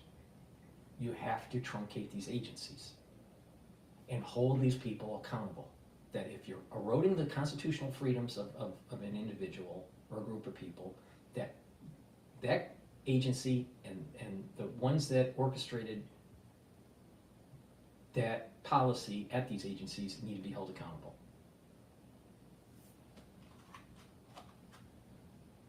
So I have on X Spaces a call-in feature, so if you want to call in, just raise your hand and I'll take your call. It's live. Again, we're live on the big channel, we're live on my website, the-studio-reykjavik.com. We're live on the smaller channel with the dashboard. So please help support my work by participating in this live stream, but also getting the products that I have. Please go to my store, the-studio-reykjavik.com, and get the NAD+. NAD+ helps to boost up your energy levels. NAD+ helps to repair your DNA damage, and NAD+ helps to protect your neurons, your neural health. Very important, especially when you get older. Please go to my store, the-studio-reykjavik.com. Take NAD+ every day to protect your neurons, boost up your energy levels, and repair your DNA. Ubiquinol is the most bioactive CoQ10 that you can take. This is a very high quality supplement. I've been taking ubiquinol for a long time. What it does is it's an antioxidant, so it's soaking up free radicals. It's synergistic with C60. Ubiquinol also helps your mitochondrial health, so your energy, with that, your energy levels are going up, and it helps with neural health. It's synergistic with C60 and NAD+, because of the neural protection, the neural health protection. And lastly, zeolite, a great way to detoxify your body from chemtrails, from heavy metals, toxins, and chemicals in your food and your water. All right. How this works is it's a negatively charged molecule. You just put a couple drops underneath your tongue, drink it with filtered water, soak up those free radicals, or soak up those toxins, heavy metals and chemicals, and it'll allow you to urinate the toxin out in about 6 to 8 hours. All right. You can take it year-round. Just take a couple drops underneath your tongue, just small drops underneath your tongue, drink the filtered water, do that once a day, do it all year. There's other people that decide, I just want to do a detox once or twice a year. That's fine too. What you want to do is you take maybe 4 drops or 5 drops underneath your tongue, just small drops. Drink the filtered water, do that daily until you're done with the bottle, and do that once or twice a year. All right? It is better to do a maintenance year-round, but go to my store, the-studio-reykjavik.com. It's the-studio-reykjavik.com. Get the zeolite, soak up those heavy metals, toxins, and chemicals. It's really important that if you want to detoxify your body, you should be drinking filtered water and eat better quality foods. Stay away from the processed foods. They have the chemicals in it that you don't want. So you can improve by detoxifying your body. You can improve your immune system, you can improve your endocrine system, your exocrine system, your memory, your metabolism gets better. Lots of good things can happen when you detoxify your body. So please go to my store and get the Zeolite. Very high quality way to detoxify your body. All right, let's continue on with Bartram Romo. Are still running around. No accountability there. We'll see if Kash Patel comes in, gets confirmed, and can clean this up. You know what's even worse is the fact that you have the FBI going ahead, running around and chasing people that disagreed with a woke agenda as it applied to education. Also the pro-life crowd. He was speaking about church members being followed by the FBI. That's ridiculous. So this politicalization of the FBI has to end immediately. We got to get politics out of justice. Otherwise, we're not going to have justice anymore. Yeah, well, we'll see if this is a trigger for that. Now that everyone is obviously exposed, and we're watching what Joe just did for Hunter. Well, we got an out of control government, coupled with the BioPatriot Act. Big problem.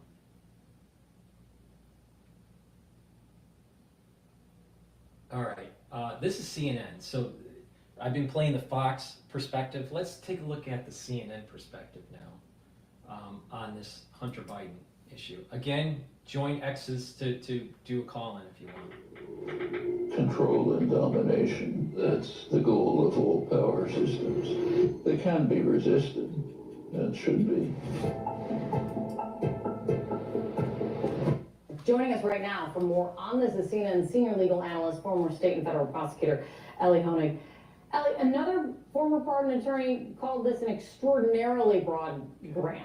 Why is this so broad, more so than a typical presidential pardon? What do you think of it? Because there's corruption. Okay, this is as broad as a pardon can possibly be. Ordinarily, a pardon will specify a certain case, and that happened here. It says, I hereby pardon Hunter Biden on the gun case in Delaware and on the tax case in California. But what's different about this one is it also says this is a full and unconditional pardon for all conduct going back to January 1 of 2014, which means Hunter Biden cannot be federally prosecuted for anything going back to 2014 and really before then, because before then is going to be precluded by the statute of limitations. And as you said before, the only historical precedent, the best historical precedent for this is the pardon of Richard Nixon by Gerald Ford, which has similar language that says full and unconditional pardon. So Joe Biden has pushed to the absolute outer limits of the breadth of the pardon power here. And as you've heard, in the political sense, there's been a lot of reaction to this quickly, and there will be more today. But looking at it kind of in the, keeping it in the legal sense, past presidents generally have cited how pardon recipients have accepted responsibility for their actions as a reason to grant them a pardon. Biden is not here. He called it a miscarriage of justice that Hunter Biden was unfairly singled out, which is something that we have heard Donald Trump lean into before in targeting the Justice Department and the so-called deep state. Does Biden, in this move here, give... So-called deep state. Honey, she is not paying attention to what happened right after 9/11 with the Patriot Act. She is not paying attention to what happened in 2020 with the BioPatriot Act.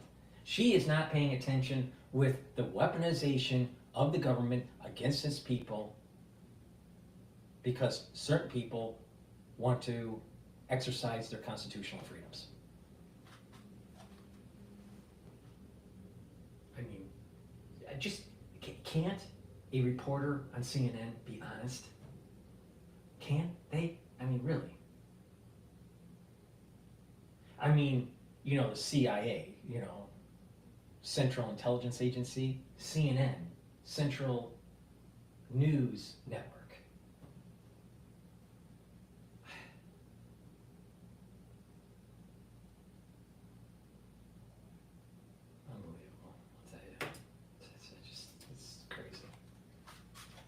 Trump new cover for whatever pardon action he decides to take in the future. To be sure, Kate, we're already seeing that. The first reaction from Donald Trump and his team essentially is, what an injustice. Now we get to do the same thing, which is sort of an interesting twist of logic there. But without question, I mean, look, there has long been a fair debate, fair on both sides, about whether Hunter Biden is being treated overly leniently or overly zealously because of his status as Joe Biden's son. I think there are points to both sides of that. But what I think is not disputable is that this is a historic act of political nepotism. This is the granting of a pardon by the president to his son. Joe Biden even says, if you really parse his statement, he acknowledges that a substantial part of this is because Hunter Biden is his son. And that will land Joe Biden on a historic list that he probably doesn't want to be a part of, along with Bill Clinton, who pardoned his half-brother Roger Clinton, along with Donald Trump, who pardoned Charles Kushner, who is the father of his own son-in-law, Jared Kushner. So I'm sure Joe Biden understands the historic implications of what he's done, and now he's earned his way onto that list. I want to read you something that the Democratic governor of Colorado, DrPaulCottrell, posted about this. He's not okay with the move. He wrote in part, "I'm disappointed that he put his family ahead of the country. This is a bad precedent that could be abused by later presidents and will sadly tarnish his reputation." The Bidens have always chose financial expedience and family over country. Always. Because they are. Pardon, does this damage the justice system? You're a marketing leader. You have a vision, but do you have visibility? With Smartsheet, you do.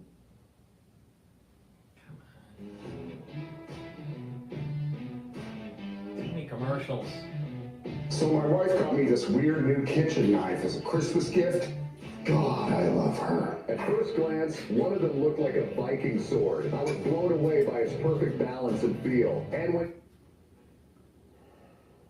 Well, I totally agree with the governor that this pardon will tarnish Joe Biden's legacy. I mean, Joe Biden, let's be clear here, he lied to us for a long time. He said categorically, I will not pardon my son. He said, I will take it off the table, and he couched it in very high-minded terminology. I respect the Justice Department. I respect the jury's verdict. Well, now he's gone back on that. I don't know how many people actually believed him. I certainly didn't. There's tape of me saying there's no way he's going to make good on this. He's absolutely going to pardon Hunter Biden. But as to whether this tarnishes the justice system, I don't think I would go that far. I think this, like I said, will go down on the list of ignominious presidential pardons, but I don't think law students 50 or 100 years from now are going to look back at this as a horrific miscarriage of justice that undermines the foundation of our justice system. There is a reasonable argument that in some respects Hunter Biden was treated. The miscarriage of justice is the demonization of its citizens through the Bio-Patriot Act, where the new powers that were given to the agencies go after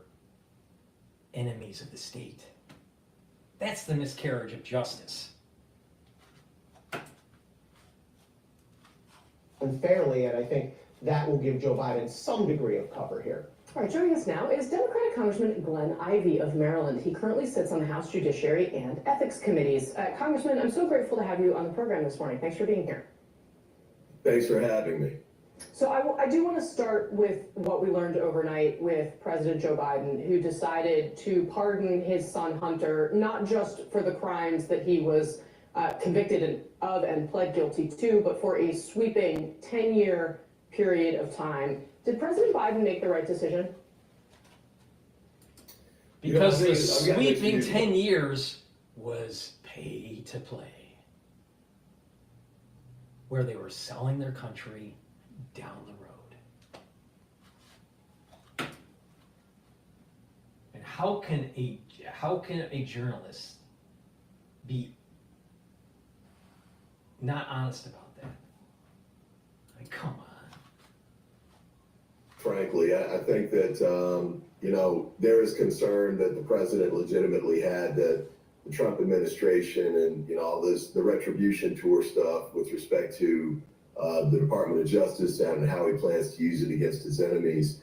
I think there's a legitimate concern about what that could lead to. And I think that's part of why the president put in a 10-year stretch for the the pardon term, because that should protect him against anything really up to statute of limitations, basically, for most offenses. On the other hand, though, I got to say that even though I don't think Hunter Biden would have been prosecuted under most circumstances, a pardon at this point will be used against, I think, Democrats when we're pushing to defend the Department of Justice against politicizing it, which is certainly what President Trump plans to do, President-elect Trump. And, you know, the Patel nomination, I think many of the other nominations, it looks like he's going to try and use it in a way to go against and inflict retribution on people. And I think this sort of gives him ground to argue that, you know, both sides are doing the same thing. So I know that there was a real strong sentiment and you know, wanting to protect Hunter Biden from unfair prosecution. But this is going to be used against us when we're fighting the misuses that are coming from the Trump administration. Very interesting. Sir, you know, for viewers who don't know, you yourself... Democrat on the ethics committee. And he didn't say anything about really going after the root cause of the weaponization of these agencies. He wants to sweep it under the rug. Now, it's harder to sweep it under the rug when you have Biden doing what he's doing. Lovely, lovely. Ethics committee. It should be called the unethical committee. I've worked at the highest levels of our law enforcement and legal communities and worlds, including in high-profile political scandals, Whitewater, for example.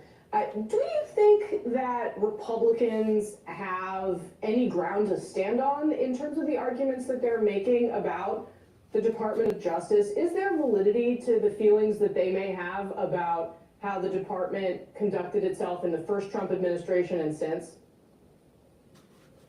No, I think most of that stuff is really overblown and intentionally so. I mean, it's Trump. The one thing about Trump is it's not new when, you know, politicians are under investigation by the Department of Justice that they say it's political, a witch hunt. Those are phrases that have been used for decades by people in the crosshairs. Say like Senator Menendez, for example, who was recently convicted for misconduct in office.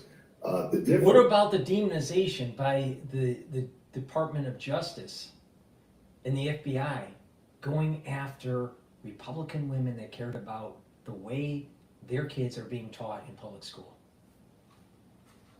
See? Not focusing on the real problem.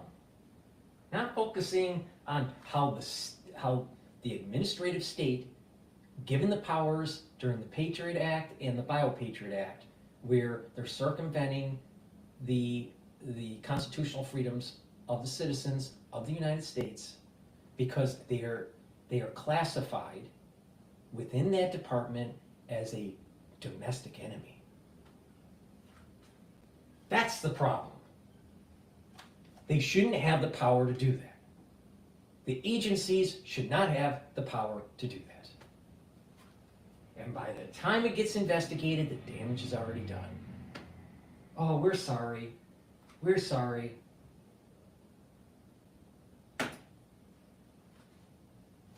Here is that twofold. One is a lot of people started believing Trump, and, you know, his MAGA base is, you know, fully on board with the argument that the entire Department of Justice is somehow, you know, an abuse of power and is just running out of control and needs to be quote unquote reined in. And I think that's one of the big problems. The other one, though, is that he's going to be the president of the United States and will have full control over the Department of Justice. And, you know, the Patel nomination for FBI, I think, is a bad He's on the Ethics Committee and Homeland Security Committee. Wow. Wow. Wow. For what he might want to do with that. And his statements about it have been pretty explicit. So it's pretty concerning, I would say. And, you know, what's at risk is the overall rule of law in the United States, which has been a real bedrock for us for more than a century. And we need to fight to preserve that. Congressman, Democrats did spend, of course, the last campaign strenuously arguing to Americans many of the points that you just laid out. Why, in your view, did Americans vote to put Republicans in charge of the White House and both houses of Congress? And what do you think your party needs to be doing differently going forward? Well, it seems like the exit interview data that I've seen so far and, the post-mortem polling data seem to indicate that it was really driven by their views of the economy. And I think there were a couple of factors there. One was, I think we spent too much time talking about how good things were from a macroeconomic standpoint. And even though they are, frankly, and, in a lot of ways, the U.S. economy is the envy of the world. But there were a lot of individual people who just weren't feeling it in their daily lives and at their kitchen tables. And so I think they turned to the alternative, and that was Trump, unfortunately.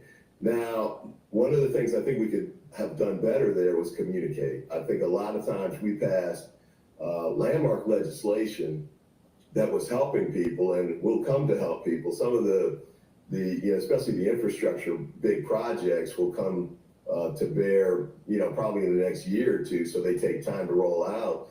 But people didn't know all the particulars, so they heard like initials, ARPA and that kind of thing. But they didn't know specifically what was going to benefit them, with one or two exceptions, like the prescription drug costs for insulin, for example. But overall, I think they didn't really know what we had done, and we didn't do a great job of telling them, and that led them to misunderstand where they stood in the economy and who was going to help them more than the other party. And I think the Democrats have done a great deal to help, but I don't think we got the message across. All right, Congressman Glenn Ivey, very grateful to have you spend some time with us this News morning. broke with Intel. Looks like the CEO has been pushed out by the board. So I don't know what the... You guys have to use some of the foundry options within the US. TSMC or Samsung don't have that kind of capacity that Intel has within the US. So would the pitch be to spin off the foundry business kind of thing and then keep the PC chips and the AI chips? Yeah, I mean, look, the foundry business is an $18 billion revenue business, although most of it is Intel outsourcing their business and counting as revenue, so it's not external foundry revenue, but it's negative gross margins. So the core PC business is about a 40 to 45% gross margin. The foundry business is negative gross margin, and they are spending $25 billion a year on CapEx just to buy the machines to keep up with the advancement in nodes. Why do I have a business that has negative gross margins? Because it's like Intel is the vertical integrated player in chip design and manufacturing. Okay, so they do it all in-house, and for a while, that's why Intel's gross margins were the best, because they were doing everything in-house. But the moment they missed out on that node advancement where TSMC leapfrogged against them, that's when it all started to go wrong. Amazing stuff. All right, Andy, thanks a lot. Really appreciate it. We'll clearly be talking to you every day on this for a while. Andy, Senior Technology Analyst, joining us on Fox Intel News. and reportedly. So today, President Trump's nominee for Attorney General Pam Bondi is set to visit with senators on Capitol Hill. He comes as Trump's pick to lead the FBI, Kash Patel, is causing panic on the left and somewhat worried on the right. Bill Malusia is in West Palm Beach. Bill. And Brian, good morning to you. Donald Trump's pick for Attorney General Pam Bondi is going to be on Capitol Hill today, where she's expected to meet with some key Republican senators. Bondi has been serving as the state of Florida's Attorney General, and she was picked by Trump after Matt Gaetz withdrew his own nomination for AG. Bondi is widely respected. She's repeatedly sued the Biden administration over its open border policies, and she's also been a longtime Trump loyalist. GOP Senator Chuck Grassley announced he's going to meet with Bondi this morning in D.C. She's also expected to meet with other key Republicans today to try to pave the way for a smooth transition and confirmation process. Now, in addition to Charles Kushner, who Trump picked to be ambassador to France, another splashy pick that Trump made over the weekend was his nomination of Kash Patel for FBI director. As you can imagine, that announcement sent shockwaves through Washington. It was outrage from Democrats and praise from Trump's allies. Patel served in intelligence and defense roles under Trump during his first administration. Trump has called him a brilliant lawyer and investigator and, quote, an America First fighter who has spent his career exposing corruption. Some critics and Democrats have said Patel just doesn't have the experience for the job, but Republican Senator Bill Hagerty is firing back. There are people that are serving in the current administration that are woefully inexperienced. I think Kash does have relevant experience, particularly when it comes to the mandate the American public has assigned of turning these agencies around that have become completely corrupted. Kash has pointed it out. He's probably the best at uncovering what's happened at the FBI, and I look forward to seeing him taking it apart. And the current director of the FBI... When someone says that a nominee from Trump's administration isn't experienced enough, that's code for they're not inculcated into the culture of that agency to maintain the status quo. Now, we the people don't want the status quo.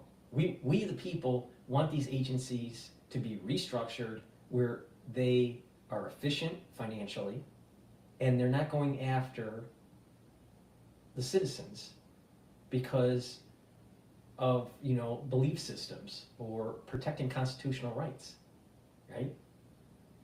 If a female goes to a city board and says they don't want the wokeism in their public school,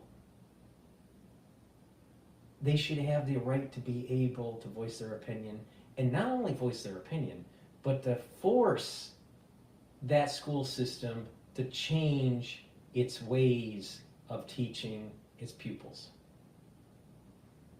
But the way the system is right now, with the Patriot Act, you're considered a domestic enemy and need to be investigated.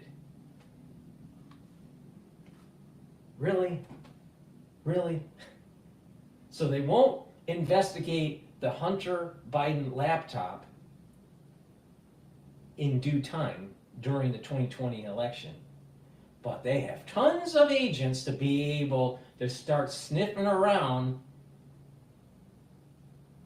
to find out if some conservative mother is doing anything wrong.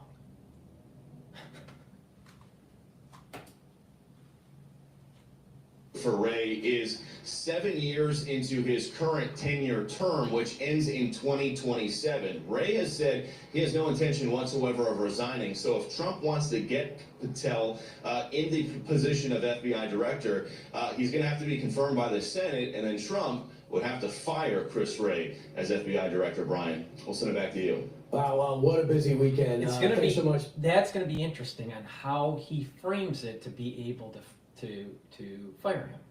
Now, it may be under the umbrella of the corruption and mismanagement and blah, blah, blah. I'm sure there's wasteful spending, going after, political opponents, slow walking investigations for for the benefit of the Democratic Party, so, that kind of stuff. The problem with the Trump during the first administration was that he trusted advisors, and those advisors told him to walk a certain path. But those advisors had a foot in the deep state, and there's the problem. Trump made some big mistakes in picking the wrong guys in the first administration. Appreciate it. And now let's build on this. As Kash Patel vows to go after the deep state, one Democratic lawmaker doesn't even think the deep state exists. I haven't seen what the proof is that the FBI has been weaponized against a political party or the Department of Justice. And I think that's what they mean when they talk about politicization in the deep state. I mean, the deep state, nobody's ever... They lied to judges to get investigational authority on Trump and his cabinet or his advisors. They lied. They lied to Congress. And to say that there wasn't weaponization of the political opponents, what about also we the people? The weaponization of the legal system against the people, because they didn't want wokeism. there is a weaponization of the Justice Department. No doubt about that. Find it apparently just means anybody who doesn't. Look at what do the happened will, with Bannon. Look at what happened with Bannon. Look at what happened with Roger Stone. Look at what happened with Peter Navarro. There was weaponization there.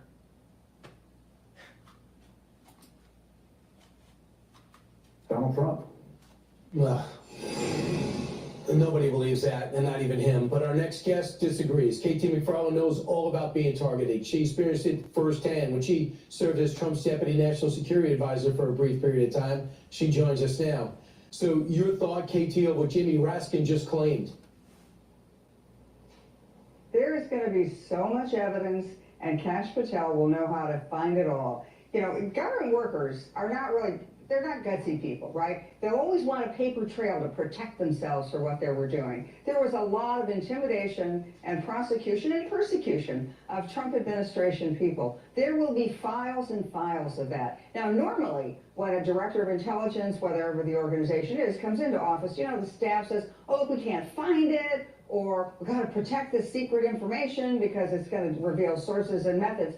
Kash Patel, because of the experience he's had, he knows that that's just wrong. I mean, he knows that that's just an excuse for a cover-up. So he's going to uncover, and there will be a lot of evidence, and I know from firsthand experience that there will be evidence of how they came after me and Donald Trump and others in the Trump administration. You know, he's pursued terrorists, he's been a prosecutor, he's been a defender, and since 2018 he got on Donald Trump's radar and has been very loyal and impressing him ever since. From what you know about the Senate, do you think he can pass? He can only afford to lose 3 Republicans.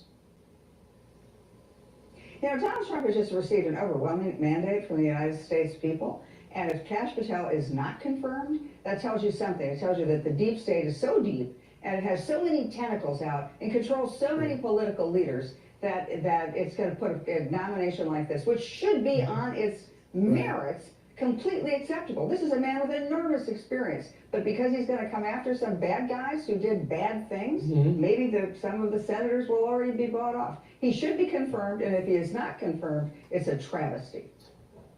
All right, real quick on these rebels. When the government isn't following the will of the people, when the representatives in Congress are not following the will of the people, but it's the will of the administrative state, the will of K Street, then maybe we, the people, need to rise up. I mean, you know, we may be seeing historically the beginnings of a new revolution in the United States. Hopefully this does not happen. But this kind of revolution may be very similar to what happened in France, right? You know, you can only go so far. Now, maybe what happens is there's a new Magna Carta that takes place in the United States. Maybe, you know, there's, a new constitution. I'm against that. But the thing is that, it can't keep on going this way. You can't have representatives being compromised by the deep state not following the will of the people without some sort of ramification, some sort of violent, kinetic ramification. And I'm not talking lone wolf type stuff. I'm talking like, the will of the people rise up and say enough is enough of this. Take over Syria. Do we want them both to lose? These rebels look like Al-Qaeda. They look like Salafist Sunnis who are the extremists threatening to take over Assad Syria, which is evil in its definition. My old boss, Henry Kissinger, used to say about the Iran-Iraq war, this is a war you want neither side to win. You have Assad on one side backed up by the Russians and backed up by Iran. And then at the other side, you have myriad groups of rebels. Some groups are backed by Al-Qaeda, some are backed by Turkey. We even have a group in there. We have 900 American servicemen in the middle of this multi-party civil war. It's just another example of how messed up the Middle East is, and why should we have Americans yet again in the line of fire in a war that isn't going to work in any way to protect American vital national interests. All right, thanks so much, KT. Appreciate it. We just know this: Russia needs that Walmart port in order to get weapons and everything else through that region. It produces a lot of havoc and mayhem. I'd love for that to be taken away. KT, thank you. I'm Steve Ducey. I'm Brian Kilmeade. And I'm Leo.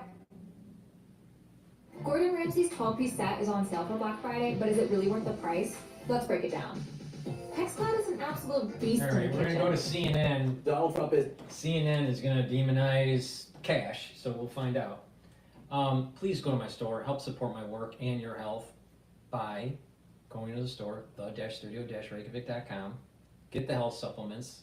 Lignans is a powder. You mix it with your food or with filtered water or a smoothie. It's a great supplement. It helps boost up your immune system. It also helps with your endocrine system. Please go to my store, get the lignans. It's an antioxidant and it brings down inflammation. Very important for your immune system. Take it every day. Vitamin B complex, very important for your mitochondria. The first few B vitamins help with mitochondrial health. You're in the electron transport chain to help create ATP. In addition, it helps with cellular metabolism. And when you're older, you should be taking vitamin B complex to help protect the health of your neurons, central and peripheral neurons. And myotrol, really important for muscle gain, getting more muscle, gaining the muscle, and maintaining muscle. Myotrol also helps with boosting up the health of your mitochondria. If you're older, you start atrophying, you lose muscle, it's hard to gain muscle. Taking myotrol every day will help you with that. Gain that muscle, maintain that muscle mass. Really important. When people get older, their muscles start to atrophy, their back starts to slouch, they don't move around as much, and it's a downward spiral. You don't want that. Do a little bit of cardio training, do a little bit of resistance training, and take myotrol to help build muscle. If you're an athlete or you work out a lot, taking myotrol will help you build muscle and help with the mitochondrial health to get that ATP up. You need a lot of ATP for your muscles. So please go to my store and get this very high quality supplement to gain muscle. All right, what CNN have to say about Kash Patel? Said he wants to nominate Kash Patel to lead the FBI. Granted, the job's not open, but that's a whole other thing. That's right. I mean, Donald Trump would first have to fire Christopher Wray, who's still serving out his 10-year term, in order to... I'm pretty sure he's going to get fired.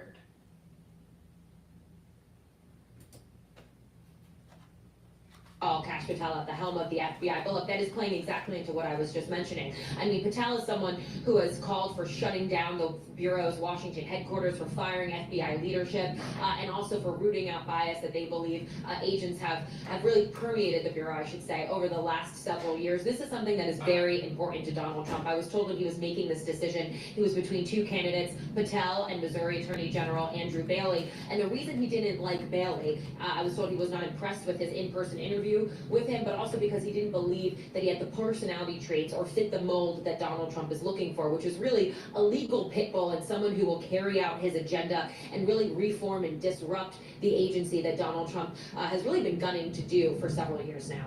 John? All right, Elaine Train for us in Florida, where no doubt it will be busy over the next few days. Kate? Joining us right now on this is CNN senior law enforcement analyst, former deputy director of the FBI, Andrew McCabe. And what's your take on Kash Patel being picked to head up the FBI?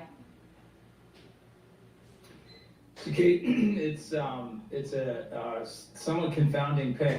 There's a whole conversation to be had about whether or not he's qualified for the job. I would argue he's clearly not. He doesn't have the the experience and knowledge of the law enforcement community is a fairly undistinguished legal career.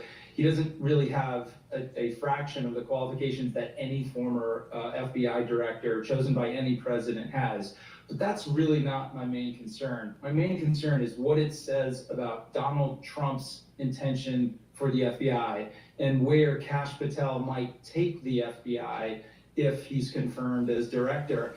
And that all points in one direction, and that is back to the FBI's regretful history of acting as essentially the enforcement arm for the president's political activities. That's where we come from as an institution. That's who we were under our first director, J. Edgar Hoover. But it is something we've gotten away from in the last 50 years, the post-Watergate, post-Church Committee, Pike Committee investigations. And the FBI today is an independent entity that the nation relies on to enforce its criminal laws and protect it from national security threats. So I think it's a really, really concerning pick. And some of the things that we know Kash Patel has said he would like to do with the FBI Justice Department. Kash Patel wants to take a look at the documents to see how they demonized domestic enemies, how they demonized political enemies. And with that paper trail, it's going to be prosecuting people and shining a light on people like him.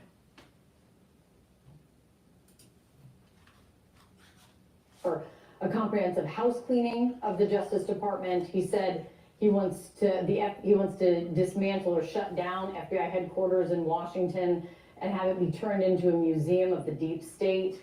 If he would do that, it would be clearly hugely disruptive. If it's something short of that, disruptive to who, honey? Disruptive to the deep state. That's what the will of the people want. Is it going to be really disruptive on really core mission, the core mission of the FBI? I don't think so.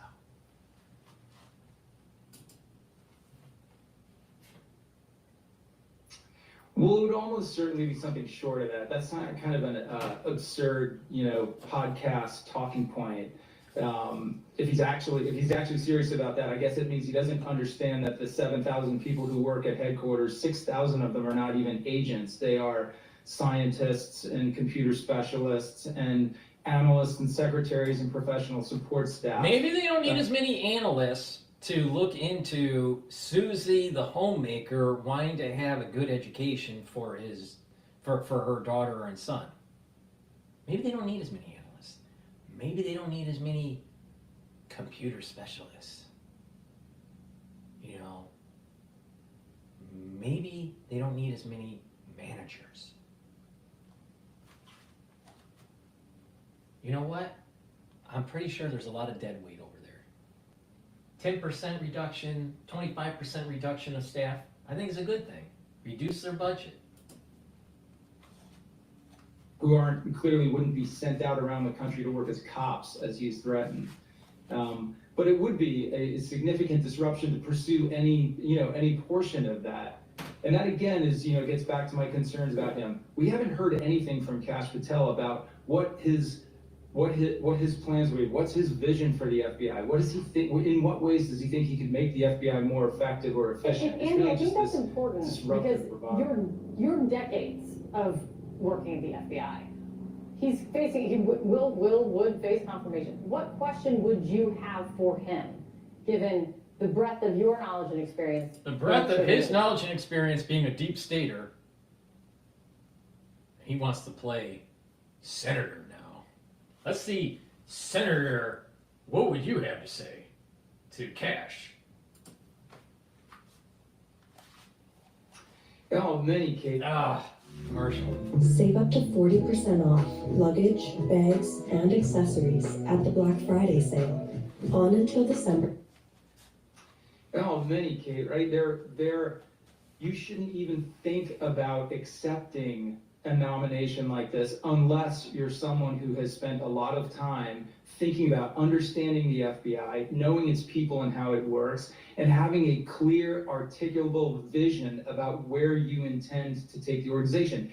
Every new FBI director takes it in a different direction, makes it something it wasn't before. That's a good and healthy process. But we've heard nothing about that from Kash Patel, except these insane rants about the footprint is too big. I don't even know what that means. Sending people out to work as police officers and turning the headquarters into The footprint is too big means too many agents, too many people employed, too many buildings, too much power.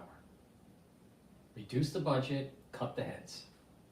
And the ones that have been doing nefarious things for the last 10 years or so, maybe they should be investigated and prosecuted. That's what it means. None of that will actually happen, but what sort of burn it all down damage is he going to do, because he really has no other credible direction to take the agency? Lots of questions now to be posed going forward in the coming days. It's as simple as this. Thank you for jumping It's on. as simple as this. Did the agency do things to erode the constitutional freedoms of the citizens of the United States? The answer is yes. Then the next question is, why did you think you had the power to do that? And when you start investigating that kind of thing, you start to realize they have too much power because of the Patriot Act and the Bio-Patriot Act. They need to be truncated.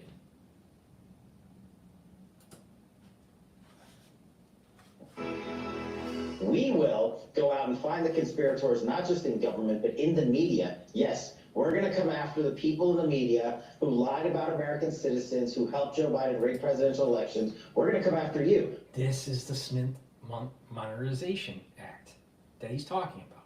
He's talking about the alignment of the mainstream media and the CIA.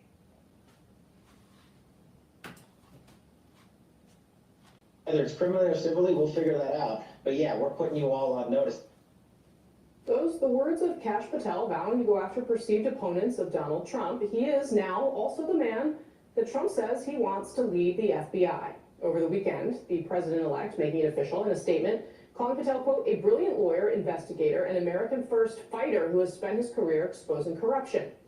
Democrats calling the pick proof that Donald Trump wants the FBI to be weaponized against his political enemies. No. Kash Patel's No. Trump doesn't want. Trump is trying to stop the weaponization.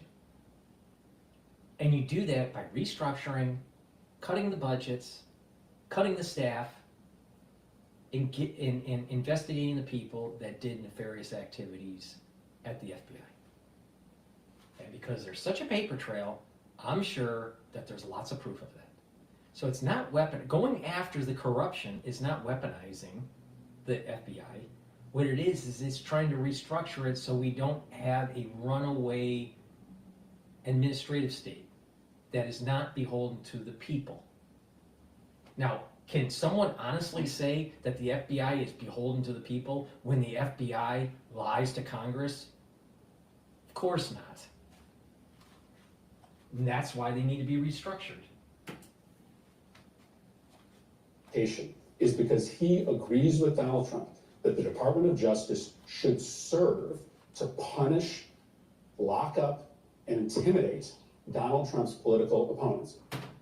But some congressional Republicans The political opponents broke the law, eroded this constitutional civil liberties of the people, and they need to be held accountable. Going after their corruption is not going after your political opponents. It's trying to root out that administrative state.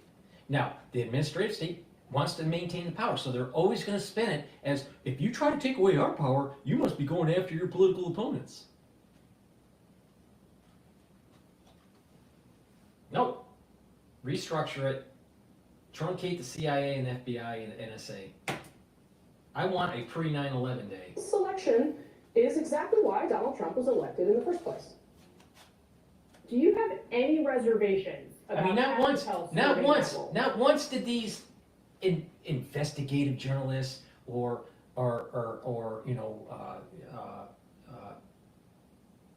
anchors at the mainstream media, not once did they say, maybe the power that was given to these agencies after 9/11 was a little bit too much.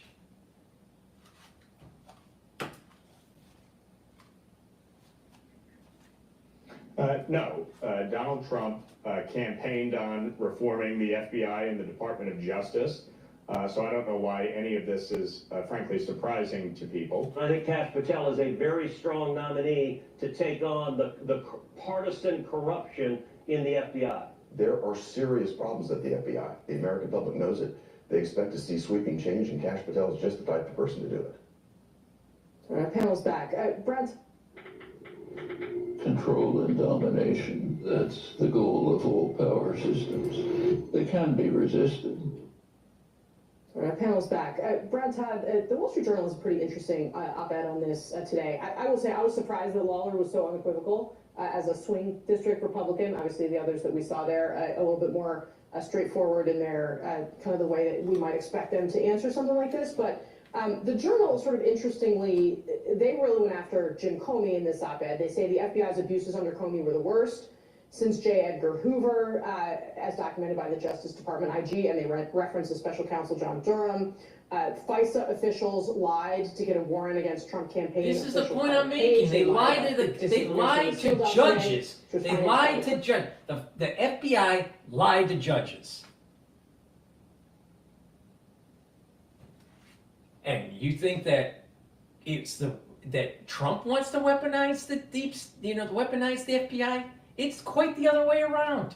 The FBI was weaponized against Trump. And not only that, they were weaponizing him as a candidate. They weaponized the system against him as a candidate and as the President of the United States. Now think about that. They weaponized the deep state against a sitting president. That means that this proves my point. After 9/11, too much power was given to these agencies. They think they are above the president. They think they're above Congress. That's a problem. That's a big problem. And that is not what our founding fathers wanted. Campaign, but they reference John Bolton, who told our Jake Tapper over the weekend that Trump has nominated Kash Patel to be his Lavrenti Beria, who's of course the head of Joseph Stalin's secret police. And he says the Senate should reject this nomination. Now, everyone knows where the deep state is. It's not in Washington. It's not in Utah. It's not even in Hawaii.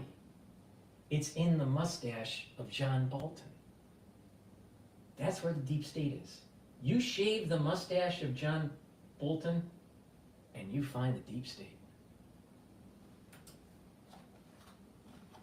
100 to 0, the Journal argues, okay, the Senate really has to look at this. What do you think is the future for Kash Patel?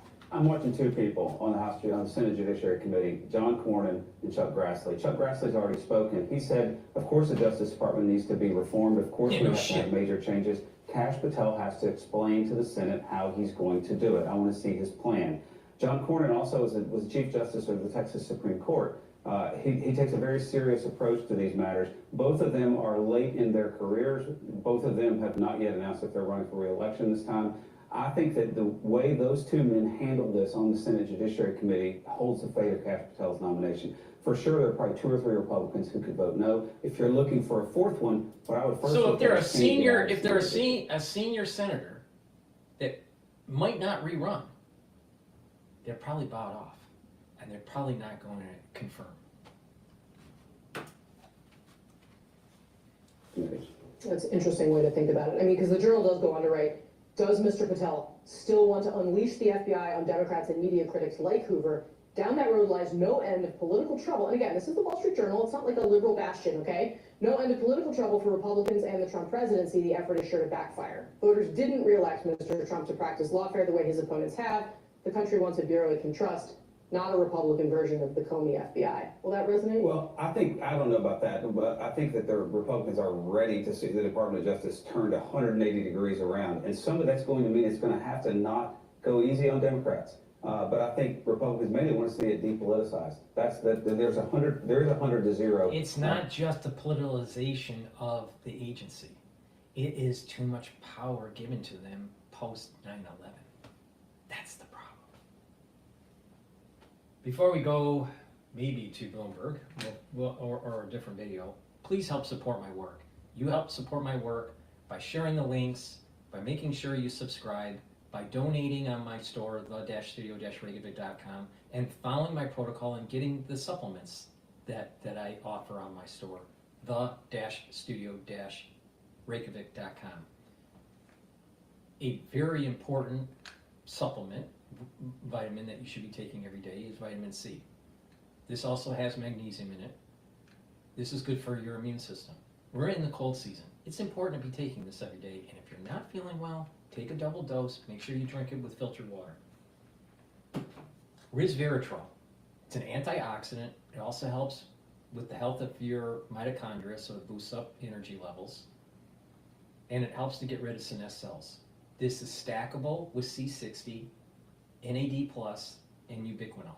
So please, take resveratrol as part of your anti-aging protocol and boosting up your energy levels, your immune system, and longevity. So go to my store, the-studio-reykjavik.com, and get the resveratrol. And, because, a lot of people don't realize, and I keep on, telling everybody when I do these premieres, you can get a discount on my store. It's been around for like 5 years, all right? It's discount 5, all caps. Discount 5, you get $5 off on any order. And Goodnight Formula, really important to take. Take it every day if you're having problems sleeping. You need to have 3 cycles of REM sleep and deep sleep to be able to consolidate memory, detoxify your central nervous system, and to be well rested. If you have chronic sleep deprivation, you're increasing your chances of early onset of dementia. So, and good sleep, repeated, consistent good sleep is going to slow down the aging process. That means you're going to have more energy, you're going to have more mental clarity, your mood is going to be better, and you're slowing down the aging process. Please go to my store, the-studio-reykjavik.com, and take the Goodnight Formula. This has tryptophan and melatonin in it. It also has many other many other minerals and supplements within the profile here.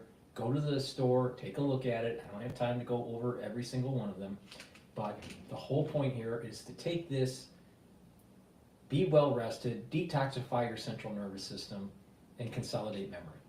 You'll have better mental acuity and clarity. Very important. Go to my store, the-studio-reykjavik.com, and get the Goodnight Formula. Again, discount 5, all caps. We'll give you $5 off on any order.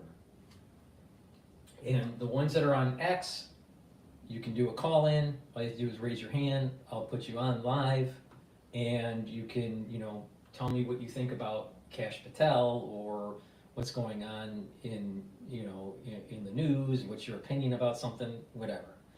The whole idea is this is more interactive. So the ones that are watching, please make sure you go to X Spaces on my channel and feed and join and raise your hand and participate. The whole idea of this broadcast is participation from the audience. Okay, so now Bloomberg is on commercial. So let's take a look at some other things that are going on in the news here. I want to listen to Zakaria here. It's titled, Zakaria argues a shift among Democrats might have cost them. Let's see where he's going with this line of thought here. Here's my take. When the Democratic Party has been successful, it's often represented an optimistic, forward-looking view of America that embraced the future. Think of Franklin Roosevelt reassuring Americans in the depths of the Depression that they had nothing to fear but fear itself. Or John F. Kennedy's new frontier spirit as America aimed for the moon. The chorus to Bill Clinton's campaign song was, "Don't stop thinking about tomorrow." Barack Obama was always cool, promising a pluralistic new era of hope and change. But somewhere in the last decade, Democrats seem to have lost that sensibility. And I wonder if that's cost them politically. Consider how in this election, it was Donald Trump who was embraced by technologists like Elon Musk and Mark Andreessen. Trump went to a cryptocurrency conference and received a series of standing ovations. He celebrated risk-taking and spoke the language of disruption and radical reform. And perhaps as a result, he saw a huge shift of support from young men, especially Hispanics and Asians. This was the single most significant gain that Trump made demographically, and it is the most portentous for Democrats who have assumed that young people would continue to vote for them in large numbers. Democrats used to own the future-oriented aspirational vote. They were seen as naturally allied with high technology and youth culture.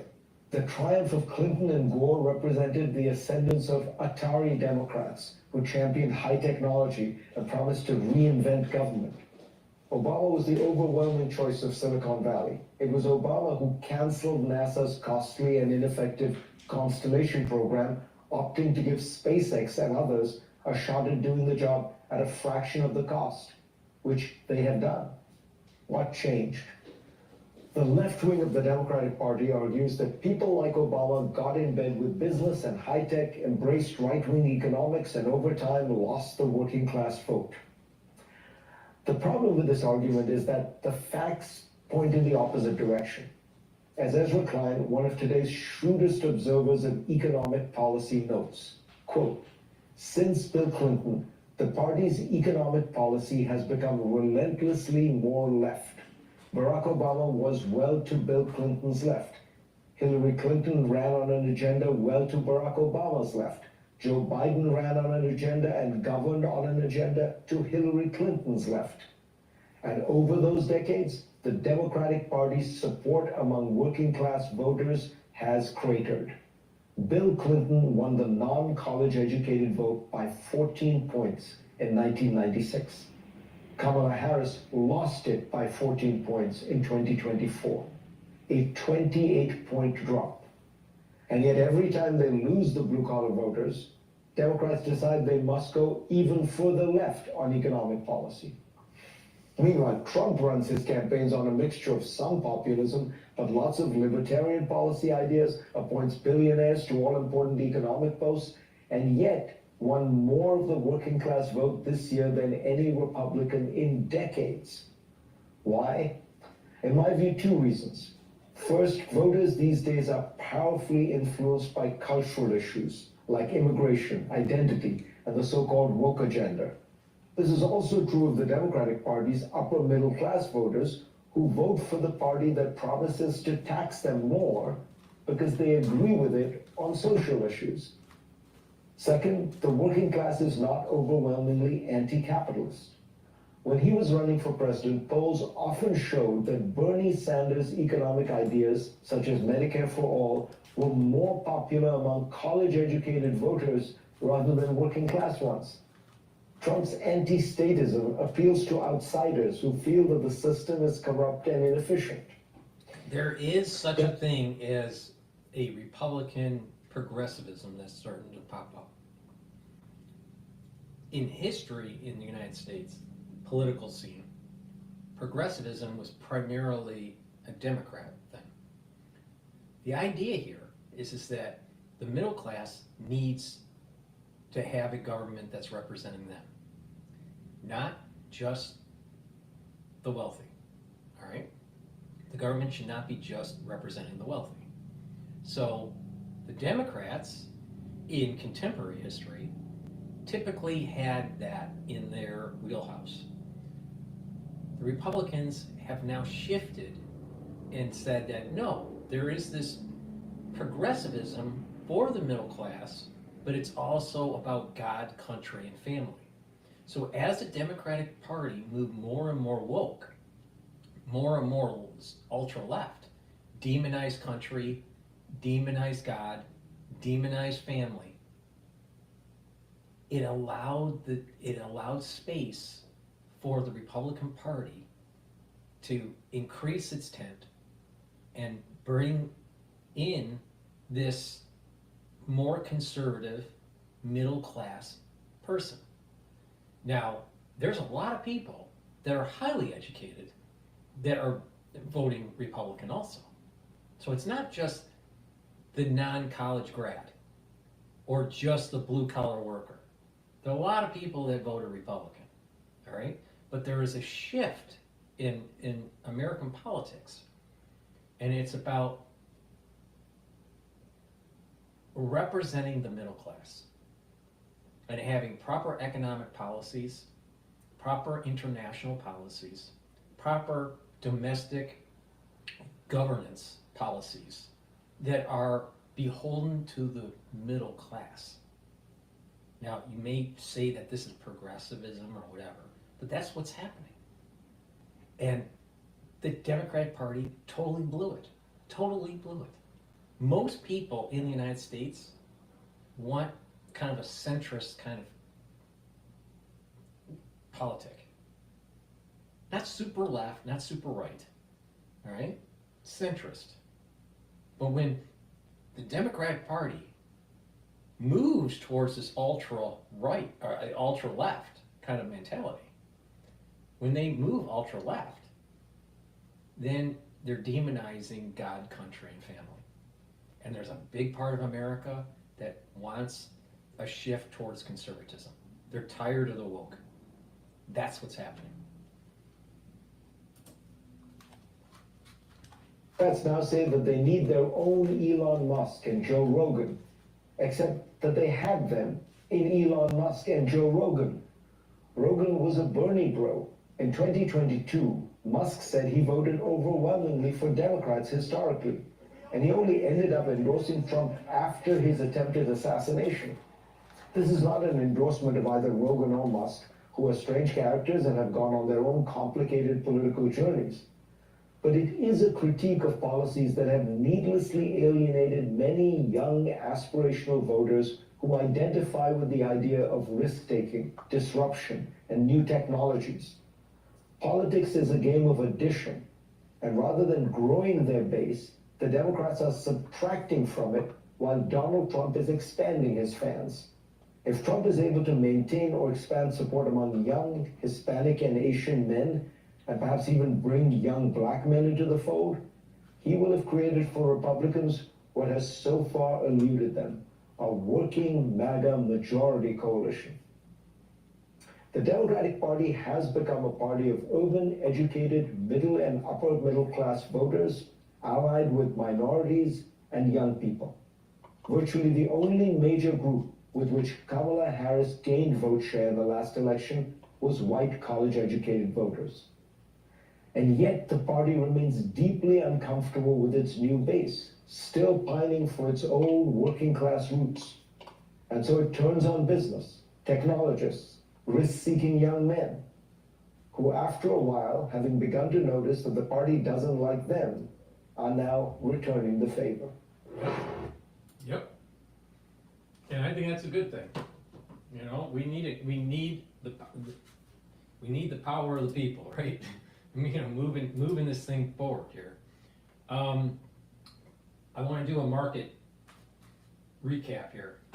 So the S&P 500 is trading at 6,049, almost 6,050. The euro to USD is trading at 1.04. Oil is trading down. It's $67.74 for WTI, and the VIX is 13.44. So low risk. Dollar is strengthening relative to the opening session, and oil is trading lower. All positive signs here for a good trading day in equities.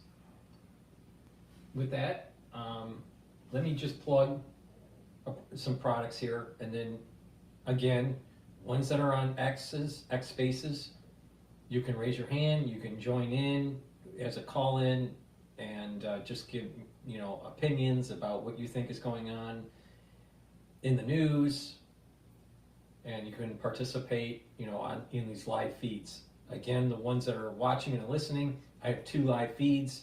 One live feed on the big channel, which is a larger screen.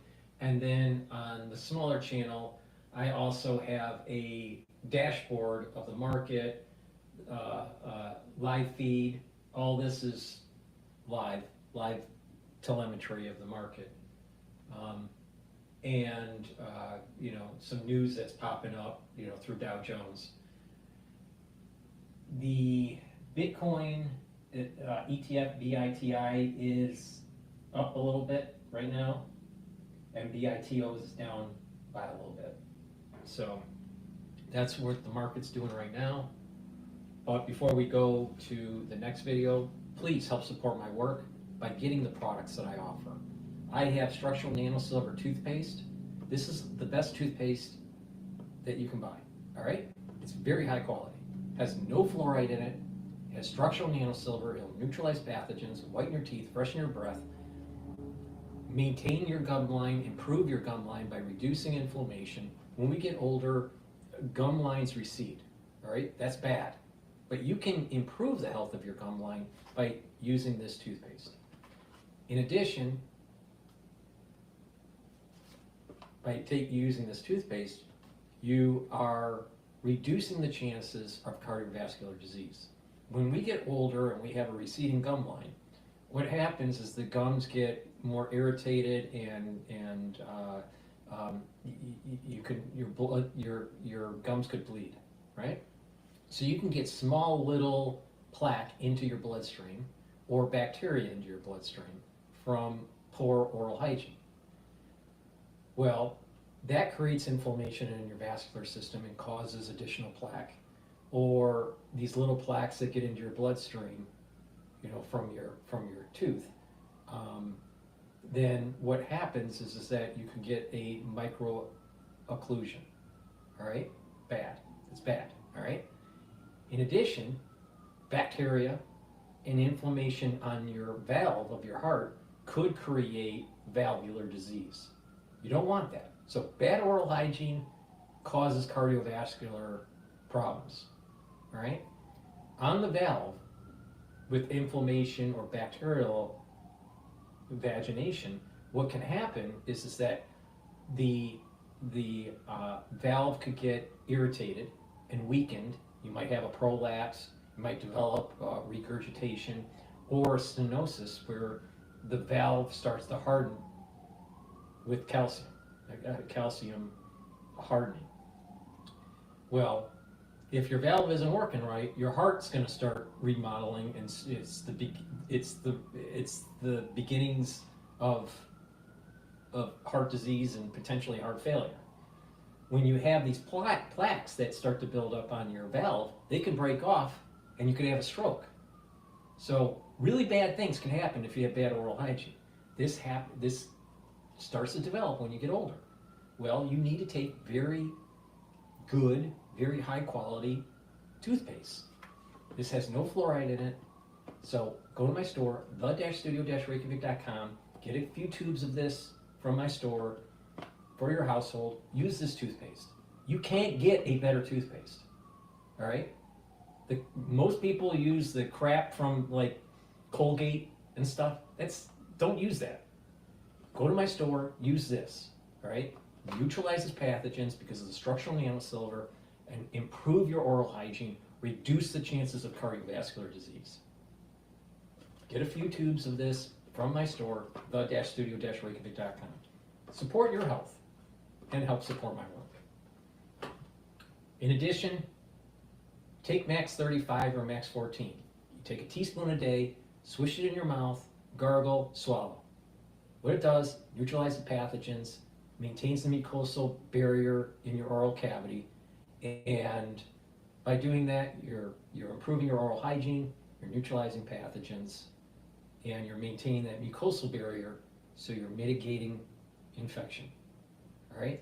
I take this every day to get the Max 35 or the Max 14. The Max 35 is 35 ppms, the Max 14 is 14 ppms. Take a teaspoon of it a day. Every day, all right? If you're not feeling well because of the cold season, take a tablespoon or two a day.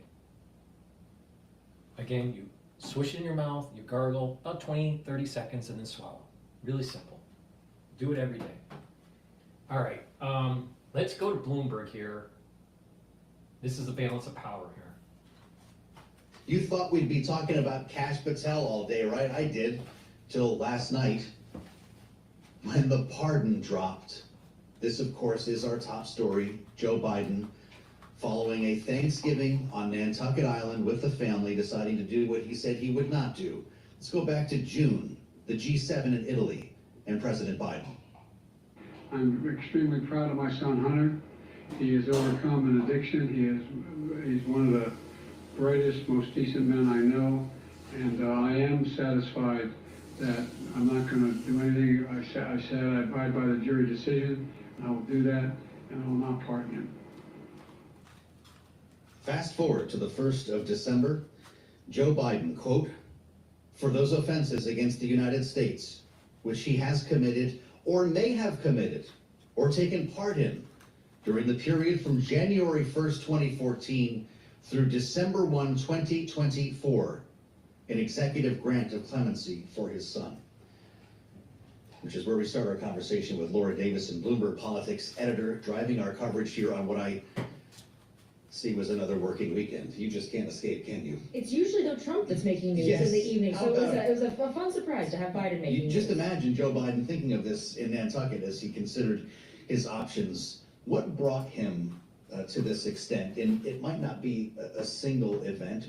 I just wondered if Kash Patel, having that name out there, having the conversation that he was hearing in the media, brought him to this point. You know, and it's not Matt Gaetz, but it is Pam Bondi. So looking at the cast of characters who Trump has slated to run the top law enforcement agencies, that certainly has weighed a role. But also remember that the clip you just played of Biden saying, "No, I'm not going to pardon my son," that's June 13th. June 13th, Biden is still running for president. You know, Biden now in early December is no longer running for president. The political stakes are not there. The election is over. And just the calculus and the risk are a lot less to him. You know, now he says he's looking more at sort of what do I want to do in my last 3 or 4 weeks in the White House versus, you know, sort of what does this mean for my legacy? What does this mean big picture for my political future? Hunter Biden was to be sentenced later this month on the conviction on the gun felony charges and then, of course, the federal tax crimes he pleaded guilty to in September. Was there a concern that there would be more charges would materialize, because this didn't only pardon him from these crimes? The language of that pardon certainly indicates that that they were at least worried that this would be, you know, that either there were other crimes that may be out there, or that, you know, there would be sort of an impetus among these Trump officials to go and try to see what else might exist out there. So this is a really, really broad pardon. You know, this is not something since Richard Nixon that we've kind of seen this kind of language. Usually it's, you know, clemency for a specific act, a specific crime, much more narrowly targeted. Full and unconditional, as we read. We've seen some Democrats wavering on this.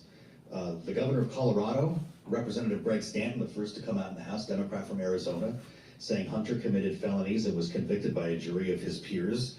But who cares if you're not running for re-election? Is that the way we're looking at this? Yes, and I think now a lot of people, particularly in areas where their you know, sort of political calculus, you know, wants them to separate a little bit from Biden. This is something that they can, you know, say, hey, look, you know, I don't agree with the president on this, and then, you know, say, hey, but look, you know, look at this infrastructure money, look at this CHIPS money, something else that they give them a little bit of.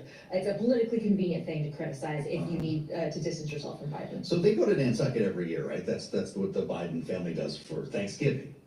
What do we think went on at the Thanksgiving table? Is that when this was decided? Yeah, and this was a very quiet weekend in terms of public appearances. You know, the president was very much, you know, behind closed doors with family, and, you know, I think the gravity of just both, you know, Hunter's, you know, the date for him to be sentenced was just, you know, a couple weeks away. Plus, you know, Biden also knows that he's not going to be in the White House, you know, another 6 weeks or so. So this is all kind of culminating and weighing in. And I think that as they kind of sat down and talked about this, it said, you know, look, we may have said this, but you know, what's in the best interest of our family? He's not thinking about that versus the party or the country. By the way, we are waiting to see President Biden in Africa, stepping off Air Force One shortly in Angola. This is the last big trip of the term. He is making good on a promise to visit Africa before he leaves the White House. After this trip, he comes back, it's a couple Christmas parties. I mean, what's the rest of Joe Biden's presidency look like? You know, there's a couple things that It's amazing how they spend. Well, he's just trying to, you know, keep his promises that he was going to go and visit Africa. But why doesn't he keep his promise about not pardoning his son? Money can they get in place that, because there's a lot of these things that Trump would like to rescind or make more difficult going forward. So that's sort of the focus, but it's not going to be a big splashy exit. It's going to be the sort of the perfunctory parties trying to sew up what they can at the administrative level. Well, he will be at the inaugural. Those will be some interesting optics, right? Yes, I mean we'll get some more interesting photos like we did a couple weeks ago when Trump came to the White House, and the handoff that Biden didn't get 4 years ago, when he knocked on the White House door. Yeah. As we spend time with Laura Davison on this Monday after the long weekend, I'm just curious to hear where your head is on transitions. As I mentioned earlier, I thought Kash Patel would be the lead story. In any other world, it would be. Is he actually going to be the next FBI director based on what you're hearing from Republican senators? It's not yet clear. There are some senators who have come out and expressed a little bit of concern. He is a more divisive figure. Also there seems to be sort of a group of four that's forming. Pete Hegseth, Kash Patel, Tulsi Gabbard, and Robert F. Kennedy Jr. are going to be sort of the ones who are sort of in limbo here, that it's not clear consensus that they will make it through. I would think it highly unlikely that all four of those would fail. Maybe one, maybe two. We'll have to see after these meetings are taking place this week. These folks are up on the Hill meeting with senators, and we might get some inclination going forward on who has a little bit more support versus less. Obviously, lots of bad news over the weekend for Pete Hegseth. This email coming out from his mother, very critical of his behavior towards women and his family life. So there's a lot of stuff that's circulating right now that the senators, who have been away for several weeks, are now just coming back and to Washington and digesting. I don't even know where to start with this. Penelope Hegseth sent an email to her son in 2018, said on Friday she regretted the email, essentially calling him a womanizer and telling him to change his ways after this whistleblower report we learn about. They're going to deep whistleblower that came out of quite a dive here in the New Yorker. He got drunk to the point of needing to be carried out of multiple work events, sexually pursued the organization's female staffers despite being married. This is more of the same that we keep hearing about this individual. Should we expect that he will stand for a confirmation hearing? It's so far it seems likely. Trump's team has not wavered on him. You may note that Trump has similar allegations, against him when it comes to treatment of women. So this isn't not necessarily seen as a negative in Trump world. There's people on the Hill like Joni Ernst, senator from Iowa, who herself is a survivor of sexual assault. She's also has close ties to the military, being a veteran herself, her daughter as well. So this is going to create some really interesting and perhaps uncomfortable optics in the hearing room. Yeah, just take a look at RFK Jr. as well. As you mentioned, we've got New York Times today talking about his drug addiction, compulsive sexual behavior, deep dives into conspiracy theories. Wall Street Journal talking about a sexual assault accusation in the 1990s. NBC talking about describing the CDC's vaccine division as fascist. These are going to be wild confirmation hearings, assuming they happen. Yeah, and it's normally when these picks go in, they sort of moderate, they tell the senators a little bit what they want to hear. Trump is also going to be watching these hearings very closely, so it'll be interesting kind of how these candidates sort of, do they kind of, go with sort of the most, made for TV sort of lines, or are they, sort of moderating their positions a little bit to try to eke through these nominations? Boy, I'll tell you what, the lame duck is going to be fascinating, but then we just start with a whole new Congress and a whole bunch of new questions come January. Laura Davison helping to steer our coverage here from Washington. Laura, thank you so much. Someday you'll get a weekend, I suspect. Maybe not as Bloomberg's politics editor, not in this world. I'm Joe Matthew in Washington. Great to have you back with us here on the fastest show in politics. We'll turn our attention to the other major story cooking over the weekend, and that is the rebellion underway in Syria.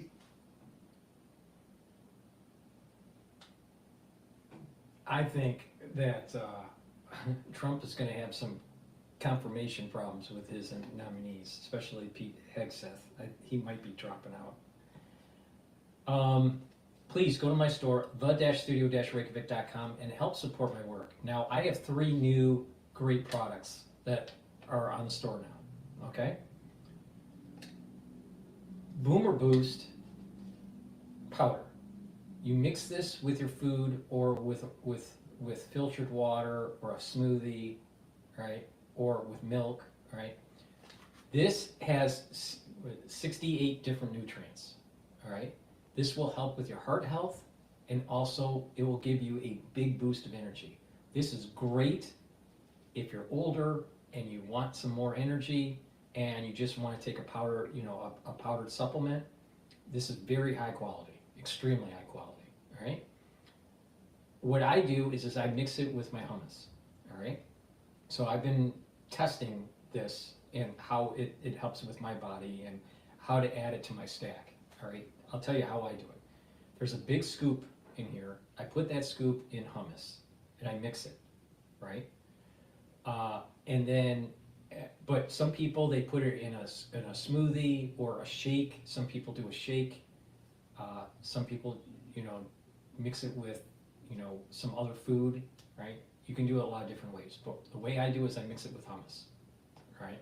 But you can mix it with yogurt or something else, right? You take a big scoop powder once a day. It's very high quality. What you'll notice is you're going to have more energy, right? And there is a plethora of different nutrients in here, all right? So go to the store and take a look at the profile for this powder. It's very high quality, all right? It's a great way to kind of move your body into higher energy levels, improve your cardiovascular health, and then also to help to detoxify. Now, let me explain the whole detoxification aspect. So you're boosting up your energy with this. Now, I also have 2 other products that I mix this with, all right? I have the heirloom barley in a larger container. This is a sample, all right?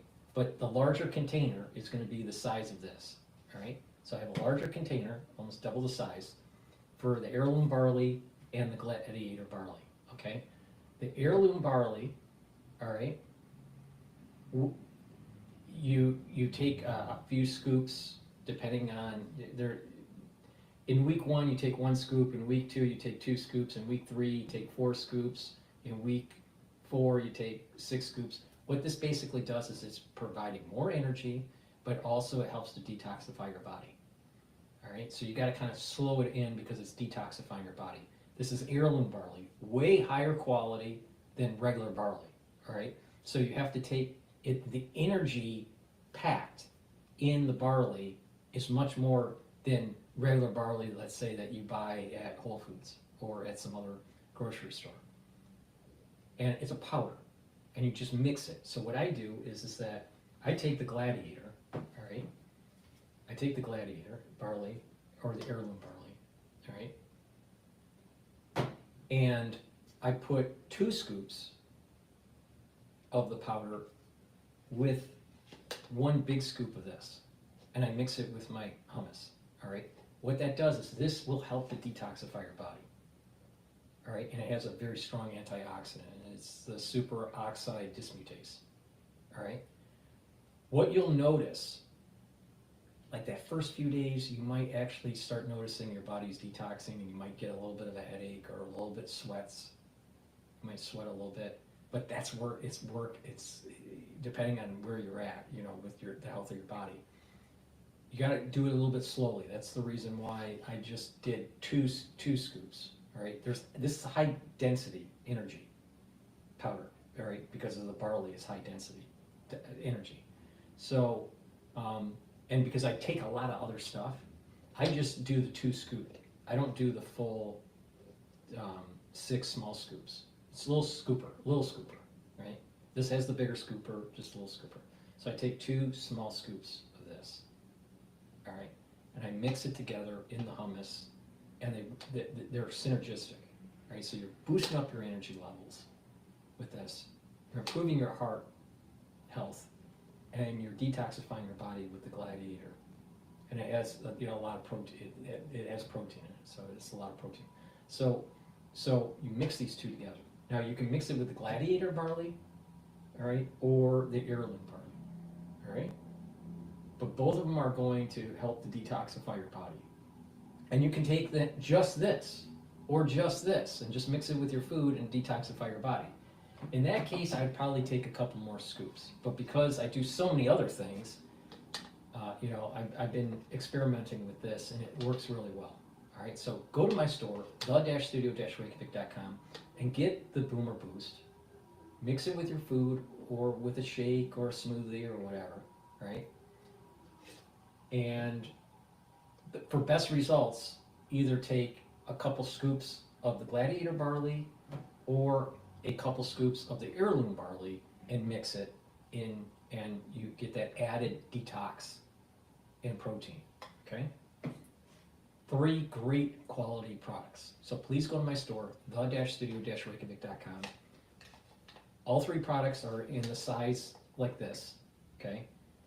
Get the Boomer Boost, great way to get 68 nutrients and help with your energy levels and your cardiovascular health. And you can get the Gladiator barley or the heirloom barley. Now, I've created a longevity box, and that longevity box is called Longevity Boost. And that is a box where you get the Boomer Boost and your choice of Gladiator or heirloom in the larger containers, because these are the samples. All right, so you can get the longevity box boost, and you can pick heirloom barley or Gladiator barley, and you get the Boomer Boost at a discount. Or you can buy them individually. It's up to you. But the best results is when you take the Boomer Boost and you mix it a couple scoops or so with either Gladiator barley or the heirloom barley. Okay? These are very high quality. It's a great way to get healthy. All right? But you mix it with, filtered water, create a smoothie, mix it with hummus or yogurt, or, some people can mix it with milk, if you like taking milk. Mix it with your food, whatever. It's up to you and how you want to take it. A lot of people do it a shake kind of way, where you get like one of those shakers and you just mix it, that way. I like to take it with hummus, so I mix it with my hummus. And I also mix my probiotic with this stuff. So I'll take it all together. The probiotic, the lignans, the Boomer Boost, and the Gladiator heirloom. Works really well. It helps to detoxify the body, and you're getting the nutrients that you need. If you work out, if you are, let's say, really into working out, taking the Gladiator barley, probably a couple more scoops than I'm normally taking, to get your protein, right, and to detoxify your body because of the superoxide dismutase, but also taking the Boomer Boost, and that's a great way to fuel yourself for your workouts and for your recovery. Great way, all right? Very high quality product. I'm glad to have it on my store now. So I have 3 new products on the store. Go to the store, the-studio-reykjavik.com. Get the Longevity Boost box. Get it for a discount if you get it as a longevity box, or you can buy it separately on my store and get the Gladiator barley, the heirloom barley, or the Boomer Boost. Again, all of these products are in this container. What I have in my hand right now is a sample. But I've been testing it out for the last month and a half or so. Really good results. But you do feel that first week, you do feel a detoxification is taking place. All right? So it's a great way to get healthy. It's easy to do. Scoop, mix it with your food or water or shake or whatever, boom, you're done. Really, and if you work out, it's a great way to fuel your body. Go to my store, the-studio-reykjavik.com, get the Boomer Boost, the Gladiator barley, or the heirloom barley. Very high quality products. All right, Syria flares up with Russia, Iran fighting other conflicts. Let's go to Bloomberg. They're talking about the Middle East here. Vladimir Putin is stretched thin in Ukraine. Does he have any influence left here? Well, he has some, and you saw Russian air assets deployed in defense of Syrian troops, and yet at the same time, he hasn't got a lot, Joe. He will have a small presence in Syria. He doesn't have a lot more to give. So when Assad's, nervously picking up the phone and calling Moscow, the other end's going to say, well, good luck, but we don't have much more to send you. As Bloomberg is reporting here, as Aleppo fell to rebels over the weekend, the Syrian president flew to Moscow. What does that tell us? Well, we have long known that Assad was essentially an asset of Moscow, an extension of Iran, and so he is going, to make that personal plea and to try and to push to get whatever he can to defend against these rebel troops. But again, there isn't much, especially as Russia is worried about what the next month and a half has in store for Ukraine. Zelensky is going to push to get the best possible negotiating position he can, with Trump coming in and talking about this big deal that he has in the works. What does this all mean for the Biden administration, Brett Bruin? Joe Biden, of course, abroad right now. He just touched down in Angola a short time ago, but actually had the wherewithal to announce a ceasefire with Hezbollah last week, is reportedly working on one in Gaza. Does this White House have any influence about outcomes in Syria, or is this about the Trump administration? Well, look, Biden's influence is certainly waning, and they're trying to make a good effort to secure something with Hamas before the clock ticks midnight on January 20th. But at the same time, I think, quite frankly, a lot of these leaders know that Biden is old news, that he is no longer able to yield and wield the kind of power. And so you're going to see the Netanyahus, you're going to see even the Putins trying to hold on for Trump to come in and hopefully to get a better deal. We're having this conversation, Brett. We haven't mentioned the name Tulsi Gabbard yet, and I'm not sure that we should. But she's facing a confirmation hearing to be the nation's top spy, essentially, knowing of her dalliances with Bashar al-Assad, her opinion of the veracity of his regime, essentially her support, if I can call it that, for him. How does this color? See how they're trying to demonize on Bloomberg, Tulsi? Never-ending war. It's okay to have never-ending war on Bloomberg. Brings up the stock on Lockheed. On civilians in Syria, but it also, quite frankly, is likely to bring more atrocities. And Gabbard is going to have a tough time explaining why, in the midst, the height, in fact, Joe, of some of these atrocities, she went without any clear diplomatic mission other than to provide legitimacy, other than to provide a propaganda point for Assad to use. So is this the kind of person that you want making those major decisions about U.S. intelligence and how to deploy our intelligence assets? I think a lot of senators will have those questions. You better believe it. This is someone who has said that Assad is not the enemy of the United States. They're going to have images, video of her with him that is shown in these confirmation hearings, no? Well, and it raises the question, in terms of vetting, you normally, in a normal transition, would want to have checked these sort of things. Did that happen? The thing is that Trump wants to de-escalate war. He wants to reset the agencies so they're more accountable to the will of the people, and reduce the power of the administrative state, because they've been trying to circumvent Congress, and they have been trying to circumvent the executive branch, the leader of the executive branch, which is the President of the United States. How many lawyers does the FBI have so they can try to circumvent the rule of law? Find the loopholes. On your taxpayer dollars, of course. With just weeks to go here. Let's just demonize. Does this administration play a role internationally from here on out, between now and January 20th?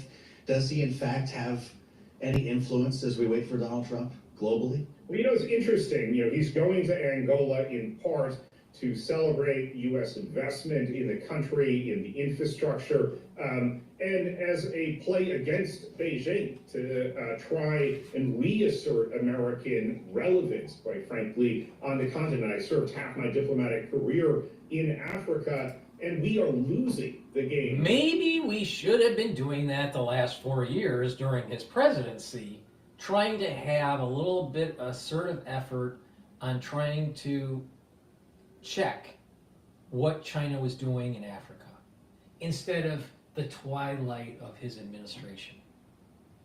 Oh, let's not forget that Hunter Biden was getting paid by the CCP.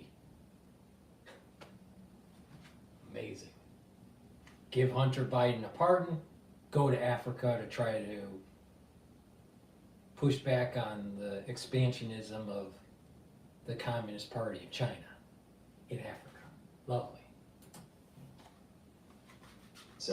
And whatever the next Trump administration brings here internationally. So thank you for the insights today. And let's stay close on all these issues. Brett Bruin is President and CEO of the Global Situation Room, a veteran of foreign policy and diplomacy here in Washington, D.C., and a perfect voice for us today as we keep our eyes on what is happening in Syria. Remember, we had this conversation. This one is not over yet. These rebel fighters continue their way southward, and we're still waiting, of course, for resolution in Gaza. All of that ahead as we turn our attention to our signature panel. Jeannie Shanzano and Rick Davis are with us on the Biden pardon and on the transition. Kash Patel. All right. I'm going to go to the Hill and talk about the pardon, because I think Robbie from the Hill will have some interesting things to say. Please go to my store, the-studio-reykjavik.com. Follow the protocols.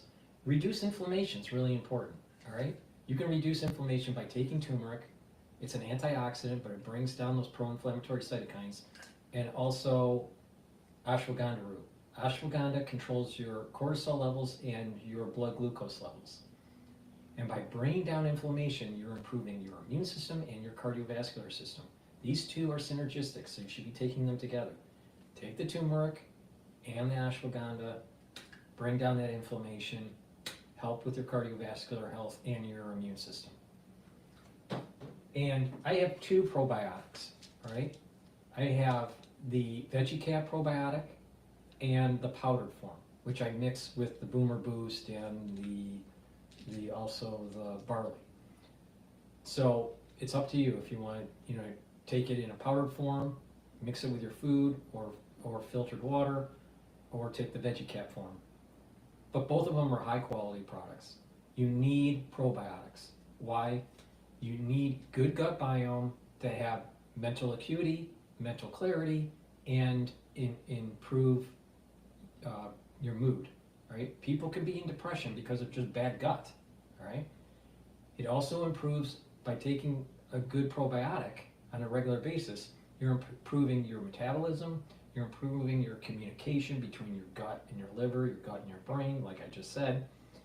And when you do this on a regular basis, you're reducing the inflammation within your gut. And by reducing the inflammation in your gut, you're going to have a healthier gut and reduce the chances of disease. So please go to my store, the-studio-reykjavik.com, get the probiotic either in the powdered form or in the VeggieCap form. And when you do this, you're going to improve your health. You're going to also see better hair, better nails, and better skin when you take a good probiotic. So please go to my store, the-studio-reykjavik.com, take the probiotics. Get the turmeric and the ashwagandha also. All right, let's go to the Hill and see what Robbie has to say about the pardon.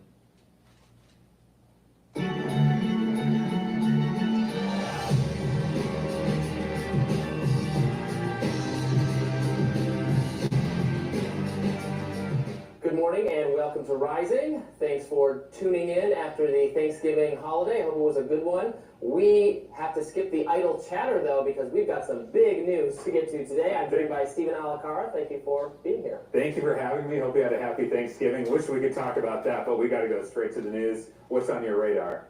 Indeed. Well, here we go. President Joe Biden has issued a blanket pardon to his son Hunter Biden for all offenses he has committed or may have committed since January 1st, 2014. That is, Hunter Biden is off the hook for any alleged criminal activities over the course of the last decade.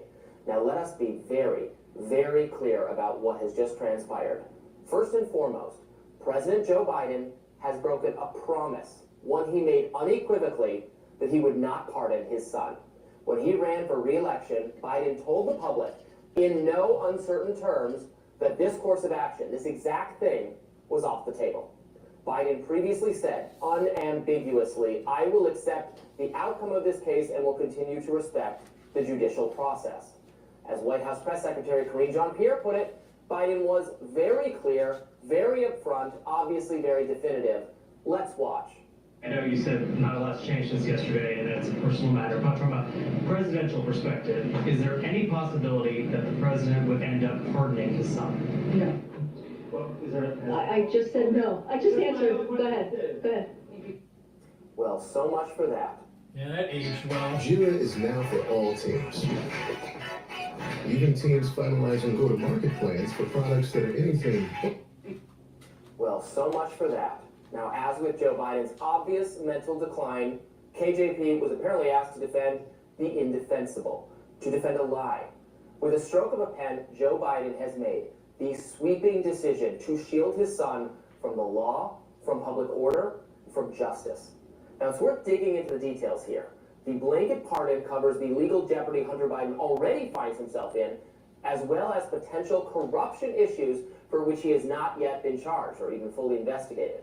Earlier this year, a Delaware jury convicted Hunter Biden of 3 felony counts of improperly purchasing a firearm while addicted to drugs.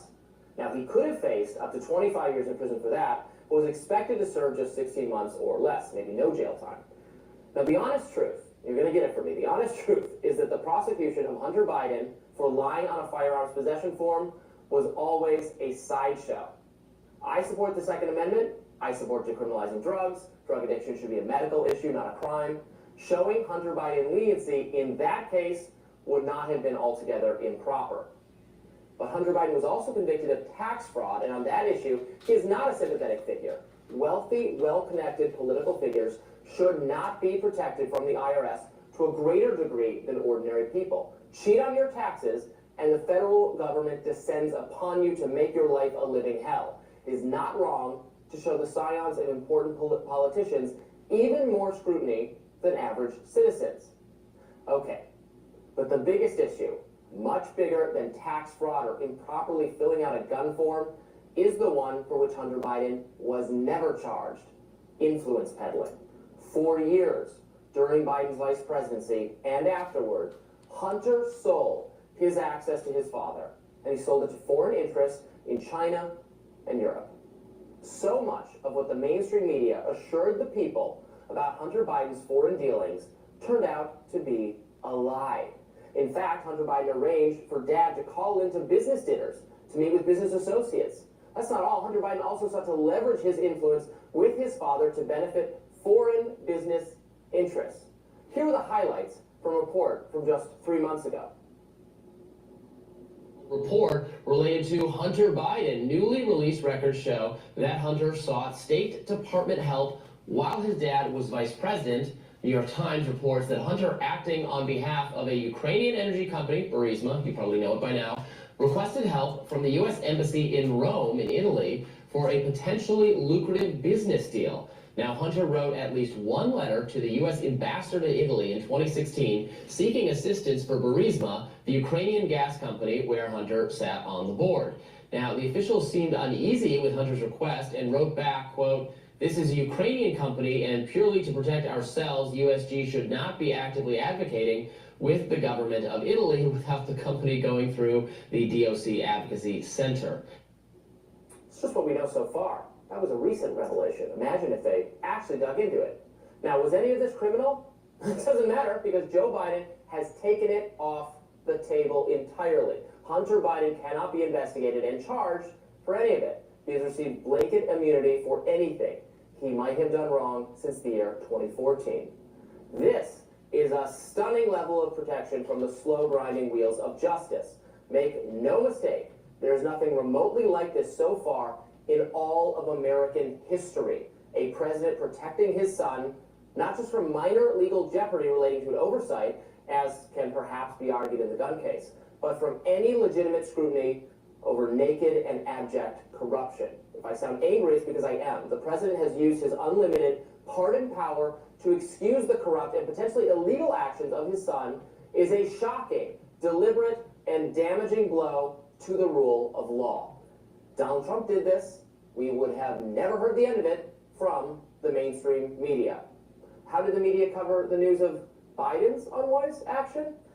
One outlet, Politico, tweeted, "Republicans pounce on Biden pardoning his son, Hunter."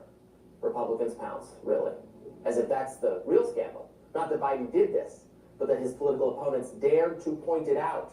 This tweet formulation, of course, follows a well-worn formula that any time a Democrat does something wrong, that wrongful action is not the story.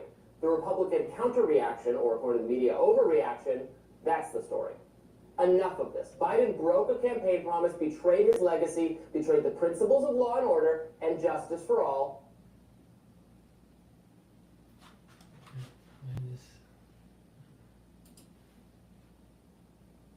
For the lowly and the mighty alike, and he did it all while every mainstream media institution in the country insisted that Donald Trump was a unique and unparalleled threat to American democracy. Well, the president has just issued perhaps the most disreputable pardon in this country's history. That president is not Donald Trump. That president is Joe Biden. All great points, Rob. Okay, this Ep35 court, this is amazing for stews and raisins. Absolutely stunning. Again, this one's very similar dishes and... All great points, Robbie. This is bad. It's bad precedent. It's bad politics. And the only person who had been talking about potentially pardoning Hunter Biden was Donald Trump. What's interesting here is that Biden is essentially adopting the Trump point of view that the justice system is politicized and that it's weaponized. And now look, do I think that people deserve a second chance and redemption is important? Yes. Do I think that the justice system potentially is weaponized, as both Trump and Biden have talked about? Very possible. But the problem here is that this pardon is being selectively used on the president's son after Biden said over and over again that he wouldn't do it. And if you think about one of the core premises of why Biden was elected in the first place, it was to move us back to normalcy. It was to restore trust in our institutions. There is nothing that prevents Congress from investigating Biden. And my understanding is that a president, a president obviously can be impeached. They're not going to do an impeachment of Biden as president. But my understanding is that there can be actually an impeachment of a prior president. Now, I don't know all the legal ramifications of that. It may be, tied into security protection and retirement pension type stuff. I don't know. But Congress can investigate Biden, all right? They can go after, why did he pardon? Did he pardon because he was trying to hide something? Trying to hide his own activity with this? Because that's what it looks like. And in 2020, it was to defeat MAGAism. Now, if you look at where we are today, he's failed on those counts. Trust in institutions remain at an all-time low, and I think decisions like this only feed the cynicism and strengthen Trump. And, I think for the Democrats who are going to follow Biden, the future Democratic leaders, they're going to have to dig out of a pretty steep hole. For Biden to point out that the system can be politicized and weaponized against people like Joe Biden is a fine and valid thing to say. I've been saying that not just on Trump's behalf, but on behalf of other political figures for a long time. And, I want to be really clear here that I understand the argument that the gun issue was over-interpreting a statute that I myself am not sure passes constitutional muster, because I support and agree with gun rights, and that was being blown out of proportion. And if that was it, I'm not sure I would give this a second glance. But this is blanket immunity. The same, I should say, kind of immunity that they wanted to give Hunter Biden when he made the plea deal. And the judge looked at him and he said, wait. They're trying to hide the activity of the family members. Joe Biden, the big guy, got 10%. That's what they're hiding. This covers everything. This stops a future investigator saying there might be something to look into with the influence peddling. That is what Americans, Trump supporters, conservatives are outraged about. Not that he improperly filled out a form related to a guy. I mean, drug addicted people should not have dangerous weapons, fine, so I won't say it's totally baseless, but it was a minor issue. What matters to people is whether Hunter Biden got away with leveraging his connection to his dad to foreign interests. Trump was impeached over Ukraine-related Biden diplomacy that maybe Hunter was benefiting from. We don't properly know. There's nothing to charge him with yet. But to take that off the table, that's what Joe Biden just did, and that's what's so scandalous. And I'm glad you're pointing to this issue because there's a reason why this blanket pardon goes back to 2014. One of the reasons is likely that's when he joined the Burisma board. Yes. And I truly think that, yes, we're talking about the tax issues, we're talking about the gun issue, which I agree with you is probably overblown in context, but this influence peddling is part of the issue that's eroding and just eating away at the trust of our government right now. Part of the takeaway from this past election is that I think voters generally feel like the elites have gotten too powerful and that they've gotten away with too much. And then you see a pardon like this, it just further reinforces that narrative. And now it's very possible we may never know what Hunter Biden was doing specifically about influence peddling, except for what he's already said publicly, which is he would not have gotten some of those positions, some of those very lucrative board seats if his last name was not Biden. I think it's clear. This is the premium garment duffel 45 liter by Half Day. It's a transforming 2-in-1 travel duffel bag for long weekends, weddings, and business trip. I think it's clear the politics of this are very bad for Joe Biden and the Democrats. It seems, very hypocritical. It's being done. There's no, Biden's party has lost his reelection. Democrats are going to be out of power. There's not an immediate political cost to pay. They've already lost. The battle is over. They lost. So the thinking must be, might as well do this now. Last chance to do so before he leaves office, and it's not going to. There's no immediate political cost to pay because they've already paid the political cost of their bad decisions. Nevertheless, I think just tactically, strategically, it is wise for Democrats, up and down media figures to just condemn this as opportunistic and hypocritical.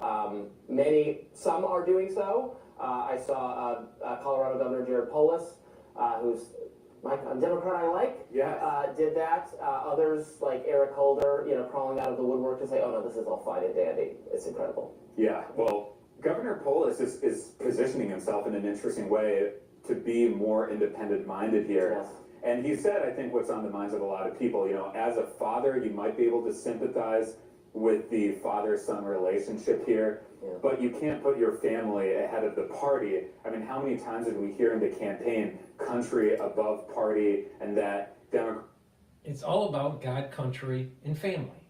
And the Democratic Party has a tendency to erode God, country, and family. All right? The family unit. The problem that we have is there's too much corruption in our politic. This pardon with Hunter is to hide the big guy's 10%. That's what this is all about. But like I said, this is the surface. The reality of the situation is it's the corruption. You got to go to the root cause, the corruption. By slow walking the laptop from hell and not investigating it back in 2020, it interfered with the election. The FBI interfered with the election by not investigating. The FBI and the DOJ interfered, also the mainstream media interfered with the 2020 election by pushing a narrative that was wrong. And that was this, it's a Russian disinformation. Well, let's just push that until after the election, and then we can have it come out that it was real. The system isn't beholden to the will of the people. That's a problem. The deep root cause of this is a runaway national security state, a runaway administrative state. needs to be corrected. Criticizing Trump for only wanting to serve himself. You know, this is obviously a pretty self-serving decision. And 2 points on the timing, as you were referencing. One is that Hunter Biden's sentencing hearing was going to happen this Wednesday for one of the cases. And the second is Biden could not have done this pardon during the campaign. That would have created even more problems for them. And I do think that the result so of they this can't election, give the pardon during the campaign because that might affect the election. Oh, we can't investigate the Hunter laptop computer in 2020 because that may affect the election. Election interference. Never-ending election interference. Well, too, I think that Biden does not want to play any games or take any risks with a Trump Justice Department in the future. So hypocrisy just all around here. Well, and some people will be wondering if it's just about protecting Hunter, is it actually about protecting himself as well? We've got lots more to talk about on Rising today. We're not done talking about the Hunter Biden pardon. In fact, we have Michael LaRosa, former press secretary to Jill Biden, going to be on the show to discuss, and we'll look at reactions from across the political spectrum coming up in a bit. Unbelievable. All right, let's play another one from the Hill. The CIA has particular skills in developing relationships. Life is all about relationships. I would love to see the FBI, the CIA, and the NSA be truncated at least 50%. Cut their budget, cut the staff, and hold these people accountable for what they have done to the American people. They have broken the law. They've broken the confidence in the social contract. Continuing to follow the big news this morning, President Joe Biden pardoned his son, Hunter, on Sunday, reneging on his re-election campaign promise not to do just that. Hunter had been facing up to 25 years behind bars for tax fraud and gun charges. In a statement released on Sunday, Biden wrote, quote, "I believe in the justice system, but as I have wrestled with this, I also believe raw politics has infected this process and led to a miscarriage of justice. And once I made this decision this weekend, there was no sense in delaying it further. I hope Americans will understand why a father and a president would come to this decision." President-elect Donald Trump railed against Biden, suggesting he should have pardoned the January 6th Capitol rioters, posting on Truth Social, quote, "Does the pardon given by Joe to Hunter include the J6 hostages who have now been in prison for years? Such an abuse and miscarriage of justice." There has been swift condemnation on both sides of the aisle. Joining us now to discuss is Michael LaRosa, former press secretary for First Lady Jill Biden and a spokesperson for the Joe Biden 2020 campaign. Michael, thanks so much for joining us. We appreciate it. So, Stephen and I already discussed this at the beginning of the show. We are very concerned and disfavorably inclined toward it, but we want to platform all sorts of views and perspectives on this show, certainly. So generous. You have worked with the Biden family very closely, so why don't you share with us your reaction to this news? Well, I think legally, I'm glad he did it. I'm a true believer that this all came about in 2018 because Michael LaRosa sounds like a wussy. His voice. What the hell? I mean, get some testosterone or something. Before we continue with LaRosa and his female voice, please go to my store, the-studio-reykjavik.com. Get the digestive enzyme complex. This helps to digest carbs, proteins, and lipids. Really important to reduce the load on your pancreas, especially when you get older. All right? If you work out, taking the digestive enzyme complex will help to break up your food to be able to refuel your body after your workout, so you'll recover quicker. So this is a great supplement to take to reduce the load on your pancreas. And if you do work out or you're an athlete, this is great to take to refuel your body. This also has proteolytic enzymes in it that helps to break up glycoproteins. That was really important in 2020. Trust me. and bromelain, which is fibrinolytic, which is really important to break up clots, which is really important post 2020. So go to my store, the-studio-reykjavik.com, and get the digestive enzyme complex. Very high quality product. Go to the store, the-studio-reykjavik.com. And I have a great dual purpose product called olive leaf extract. You take this every day. This helps with your cardiovascular health and your immune system. How it works is it brings down inflammation, lowering those pro-inflammatory cytokines, and also it will bring down the LDL and increase your HDL levels. So it's improving your cholesterol. So if you want to boost up your immune system and your cardiovascular health, this is a great product to take. It's dual purpose. It's a great way to go down that path to improve your health. Please go to my store, the-studio-reykjavik.com, and get the olive leaf extract. All right, let's go to Michael LaRosa, the one that doesn't have testosterone. President Trump's obvious threat, political threat, was Joe Biden. And he went to the Justice Department and had his prosecutors target the publicly, troubled son of the former vice president. And 5 years later, longer than Monica Lewinsky, longer than the investigation that Ken Starr ran to Whitewater, they came up with 2 minor first-time offenses. Nobody under those standards, I mean, first of all, the DOJ would never be prosecuting or investigating anybody for those kinds of offenses, let alone charging people for them. And I'm glad the president is pardoning his son, because that's what the pardon power is used for when there are circumstances that are unjust. And in this situation, I think he's right. There was raw politics at play. Let me just push back on that. This is a very unprecedented. What about the 10% to the big guy? Don't you think that the pardon is trying to hide that? I mean, there's never been a case of so proximate a family member receiving this kind of pardoning. And also, not just for what you mentioned, I agree and I understand as his brother.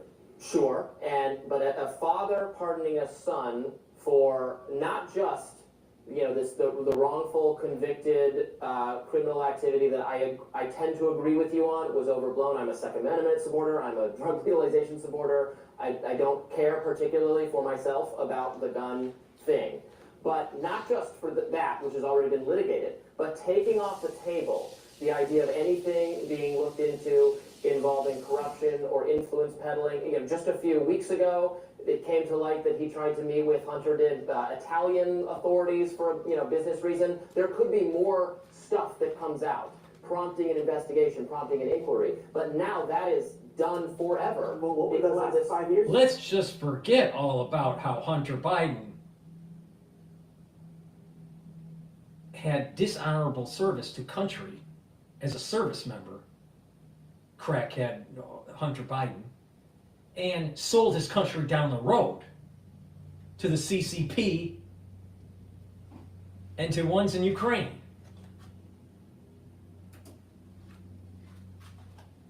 What were they doing for the last 5 years? If you want to say that the Trump people didn't do an effective job of investigating these things, sure. I think Republicans failed to. They were Trump-appointed prosecutors. They had 5 years. I mean, I would think that they would have had the resources and the time. Remember, it was no secret that he sat on the board of an international energy company. LaRosa, Trump had a FBI and DOJ that wasn't working with him. They were slow walking everything for the benefit of the Biden family and the deep state. Because I wouldn't be surprised that FTX and the crypto bro, Sam, with all his donations and things that were happening with Ukraine, that there was some sort of money laundering going on. Private company, not a foreign government, so he didn't have to apply to register for FARA under those circumstances. It wasn't a foreign government, therefore I assume that's why they couldn't make a FARA charge in the first place. So, Michael, just to zoom out for a second, I do think looking at Biden's statement, he talks about the influence of raw politics. I think there's a chance that that's true. But that's the case that Trump has been making for a long time about the Justice Department being weaponized and politicized. So is Biden agreeing with Trump on that case? This is where I tend to believe the politics of this is a bit of a mixed bag and has some damaging consequences for Biden personally and his legacy, and for the Democratic Party. And we, on the Biden campaign and in the White House, we always tried, at least publicly, we always said we were holding ourselves to a much higher standard than the Trump people that came before us. It looks kind of like the president only discovered this was raw politics over the weekend. I think we live in a political system now that rewards authenticity. And have he been a little bit more candid over the last 5 years and said, yeah, this is clearly political. I'm all for restoring the faith in our institutions, and we should believe in the independence of our justice system. But there is no way on the face of this you could look at it and not say it's political. And I think when, as a father and government official, he was trying to, I guess, reach for a standard that just wasn't believable, that he could be. It's not political. He broke the law. And the deep state slow walked it to affect the election of 2020. So if there's investigations that go on and someone is actually prosecuting him for crimes, it must be all political. It wasn't political in 2014 when he was taking cash from the CCP and from Ukraine dealing. Come on. Yeah. I mean, I'm going to have a heart attack. So I don't want you to have a heart attack. So please go to my store, the-studio-reykjavik.com, and improve your cardiovascular health by taking vitamin K2 MK7. This helps with your bone health and your cardiovascular health. So take it every day, something that I do every day, and you stack it with D3. D3 helps to absorb calcium, works really well with K2, and D3 is a gene expression cofactor, so you get the right processes in your cell being expressed. And D3 is really important to get rid of cells that need to go into apoptosis. That's really important, especially when the cells are infected. So please, go to my store, the-studio-reykjavik.com, get the D3, take it with the K2, it helps with your bone health and your cardiovascular health. This is a great stack. So please, go to my store, get the D3 and the K2 so you don't have a heart attack. Because what's going on in our politics just raises your blood pressure. Partial with something that most fathers can't be Do impartial. you think he always intended to pardon Hunter if it got to this? Because he said in no uncertain terms that he would not take this action. When asked about it at the White House press secretary, Karine Jean-Pierre, said repeatedly that he had made up his mind to never do that. There's no way around it that he has broken. News alert, Robbie. The whole Democratic Party for the last 4 years has been lying to the American public.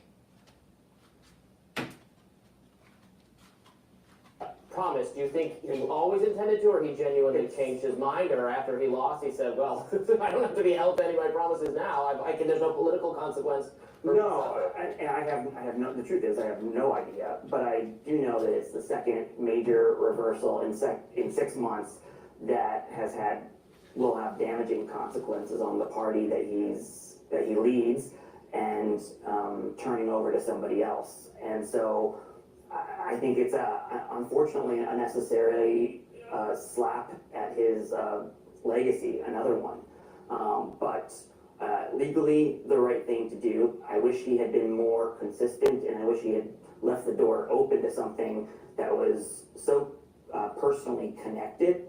I wish he would have left the door open from the beginning. Well, to your point about the consistency and authenticity in the messaging, I completely agree with you that his messaging should have been much more open to this eventuality. We know that if Trump were in the same position, he would have done that. And so my question is, you've worked in the Biden White House. What is it about the culture of the White House, particularly among the communications staffers, who are saying this consistent message of we're not going to pardon Hunter, only to reverse that? Why not just say what's closer to the truth? Right. I have no idea, but I was a huge advocate for shining a light on vulnerabilities, turning weaknesses into strengths, and transparency. And I was up against a lot of resistance. And as an outsider, I was not at the top of the seniority list, and certainly they didn't want to hear that from me. But you make a really good point, and one that I've always struggled with. And I don't know if the president is a victim of a very bad gut or very bad guidance that he consistently gets when it comes to public relations and communicating in a modern media environment. I really do think voters reward imperfections, loyalty, vulnerabilities. In fact, that's what people connected with Joe Biden the most on, that he wears his heart on his sleeve, and that he is candid. And the fact that he wasn't, and the fact that he was sort of placed on this leash over the last 2 years, and really the humanity in Joe Biden that everybody has always appreciated, that he received enormous goodwill for over the years, was kind of taken away. And ultimately, I can't say enough that I had always, tried to show a different route. That Joe Biden is a candid person. What about the diary of his daughter? What about, sleeping with the babysitter? What about taking money as the big guy, his 10% cut? Yeah, he's just, he's all above board. Joe Biden is an above board guy. Lunch Bucket Joe. Lunch Bucket Joe is just above board on everything. No, he's corrupt.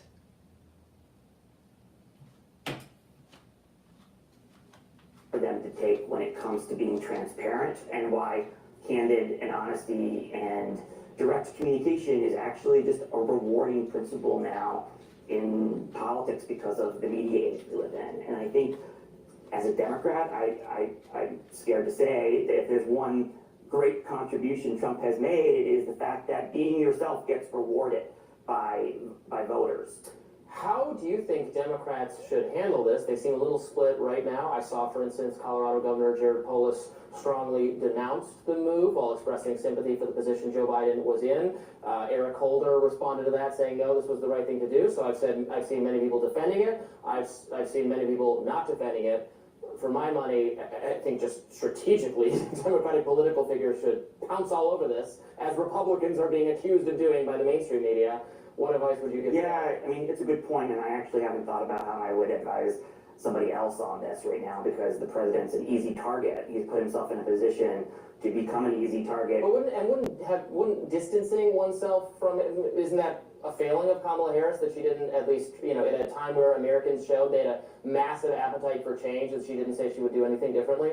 Sure, but I don't believe that there was the campaign has explained that she didn't want to put separation between her and the president for loyalty reasons, and that she was part of that team. But you want to win. But you want to win. You want to win, yes, but you don't want to be disingenuous. So obviously disingenuous. And there were ways, I strongly believe, to communicate, for example, on fracking, that she could have talked about how much damn oil we've been drilling for the last 4 years, more than Trump ever did. And she didn't talk about any of that. And she could have just said, you think I'm actually going to ban fracking? Look what we have done. Biden Harris has done for the last 4 years. He didn't come close to creating more barrels of oil, millions of barrels of crude oil a month than we have over the last 4 years. There are plenty of ways she could have provided distance without being disingenuous or, disloyal.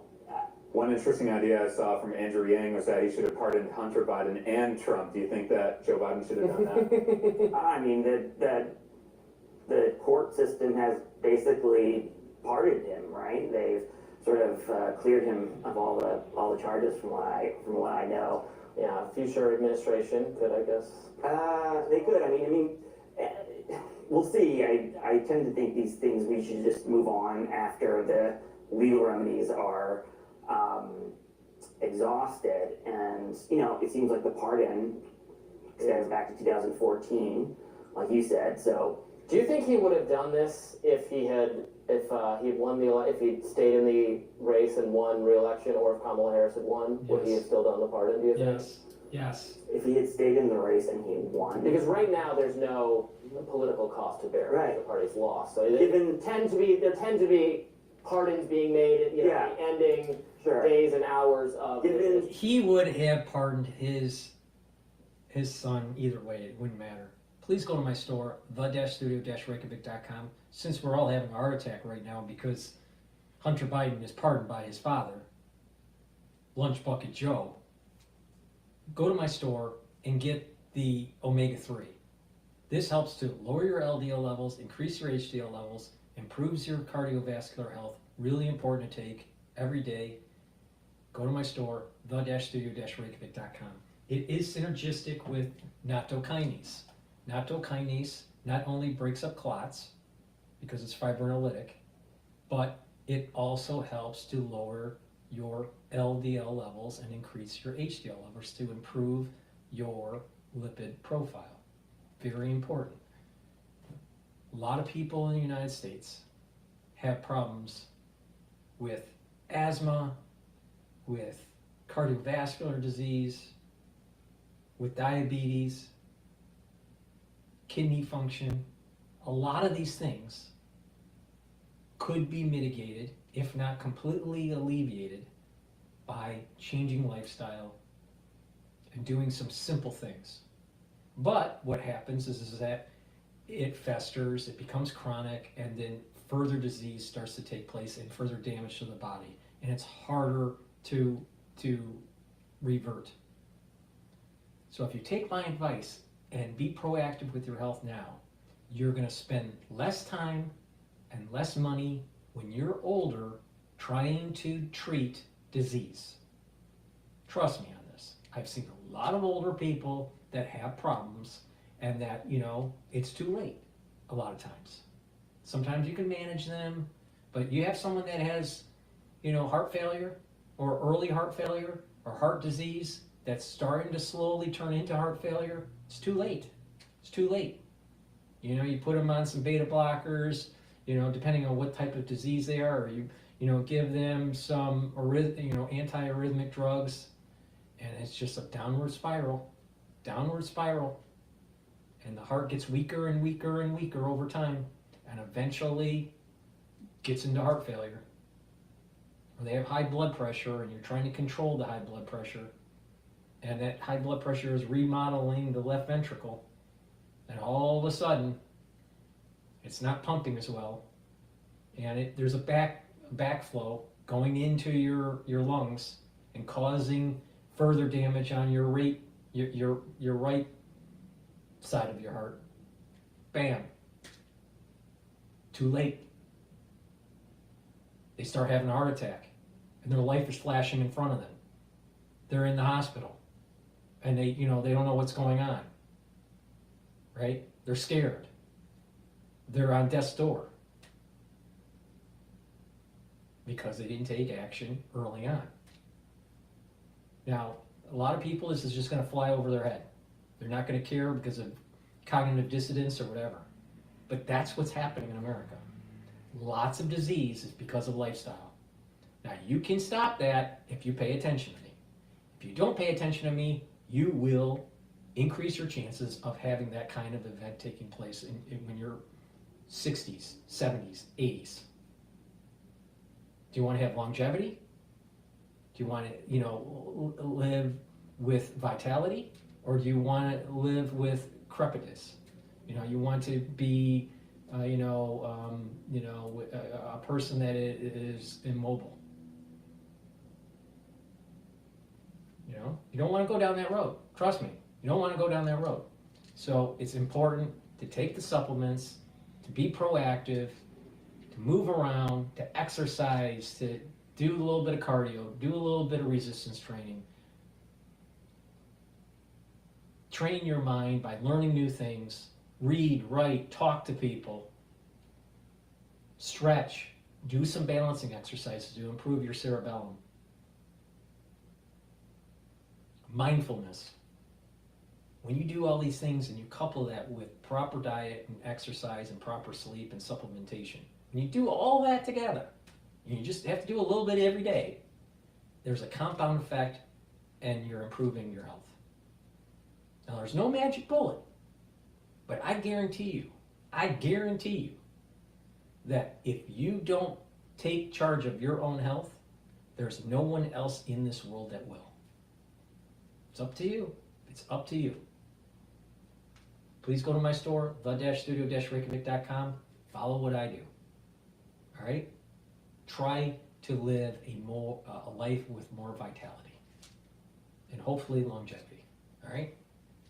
So go to my store, get the omega-3, get the nattokinase, improve your cardiovascular health. All right? There's an awful lot of people right now, as I speak, right, during this live broadcast, there are several people at this moment in time that are having a heart attack, that are in the hospital right now on death's door. And their life is flashing by them, going, what if I did this? What if I, too late, too fucking late.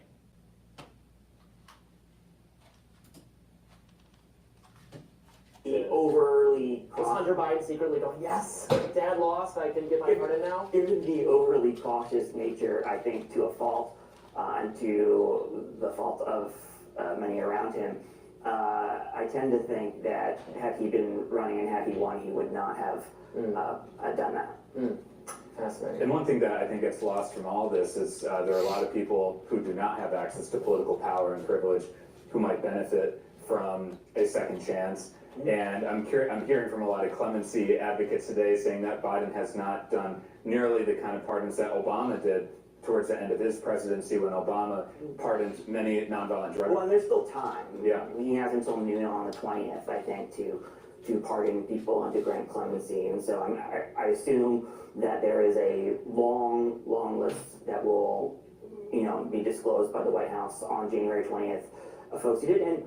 And to me, this is where I am with the president on this. This is not so much about a second chance. This is about if his last name weren't Biden, would these charges have ever been brought? Or would there ever have been an investigation into... But do you think that's true in the tax case? If his name wasn't Biden, he wouldn't have had these fancy board positions to make millions of dollars. Hunter Biden admitted when he was being interviewed, I think it was maybe 60 Minutes, maybe it was some other organization, but when he was being interviewed, he said, they asked him, what's your experience in oil and gas and all this, and how do you get your positions? And he said, it was the family connections. It was the name. I'm paraphrasing, but even he admitted to that. So stop the bullshit that it was his name that caused the investigation. What caused the investigation was the pay-to-play crap that he was doing and giving 10% to the big guy. But gun case, I really do, in all fairness. Well, the tax thing, though, seems like what routinely the IRS will go after you for. Sure, but millions of Americans fail to pay their taxes on time every year. And the fact that he paid his taxes back in full with penalty and interest years before he was charged seems a little overzealous to me. Would you really want to spend federal resources on somebody I don't want to spend federal resources on anything tax related. I want to simplify the tax code, make everyone pay less. But do you want to go to this trouble of investigating somebody for 5 years on a first-time tax offense in which he paid the government back the taxes plus penalty plus interest? My honest answer to that is no. Right. I don't want to see it taken out of the realm of investigation, the foreign influence parts of this, for which the media initially said there's nothing here, and then subsequent reporting revealed that there was, and again, I'm not making anything up, but that, they said there was no call that took place. Actually, he did try to include that. But what is, actually did have him a business. But what is the foreign influence you're speaking about? Because if there had been, the DOJ. How do you think that Jill Biden buys those fancy dresses? Do you really think it's because of how much they're making as a president? Or do you think maybe it's the millions of dollars from doing, improper deals? They travel a lot too. Enough resources to bring those charges. But what is it that you see that they didn't see, I guess? Well, I don't know what is out there, because it has not been looked at yet in full. But there have been continuous revelations about what it involved, what was being asked for, the salary where the pay. We do have to re-examine the term influence peddling. This is a very broad term. But maybe there's too much of it regardless. There are many Republican senators who have spouses who are lobbyists. Yeah. The job of a lobbyist is to influence public policy. Hunter was not a registered lobbyist. Yeah. He was not a registered foreign agent. He was sitting on the board of an international privately held company. Which he said he got because of his last name. Like Neil Bush did when he sat on Silverado. Absolutely. There's no argument that this was the first time this has ever happened. I agree with you, but it's unseemly, maybe a different discussion for another day. Yeah. The one thing that is concerning, though, is that the Republicans have created a new front on political warfare. I mean, they have now set the standard that in-laws are in play, that children, grandchildren are in play and open to public evaluation in terms of their finances, in terms of their personal history, because Hunter Biden was. So what is the standard for the chairman of the Senate Finance Committee? Where are his kids getting his money? Getting their money? Well, should we examine everybody? Yes. Yes, I think absolutely. that's okay. This is the problem. This is the problem. When you're a public figure, there needs to be more scrutiny on the family members and making sure that there's no pay-to-play type activity going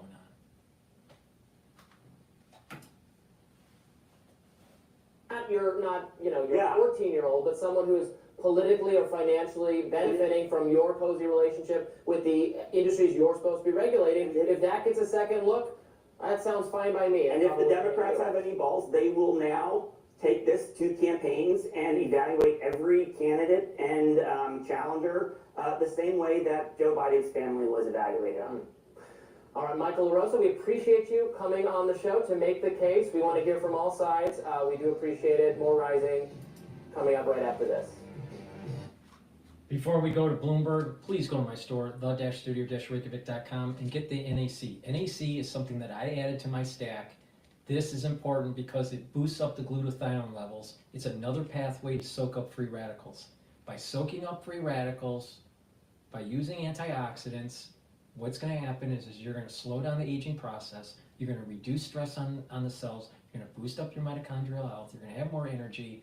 And that means that your systems are going to work better. All different systems, endocrine system, exocrine system, immune system, many different tissues. In addition, NAC also helps to detoxify your liver and your kidney, especially if you take acetaminophen. And it also helps to calm the nervous system, put it in more of a parasympathetic state. So it reduces anxiety.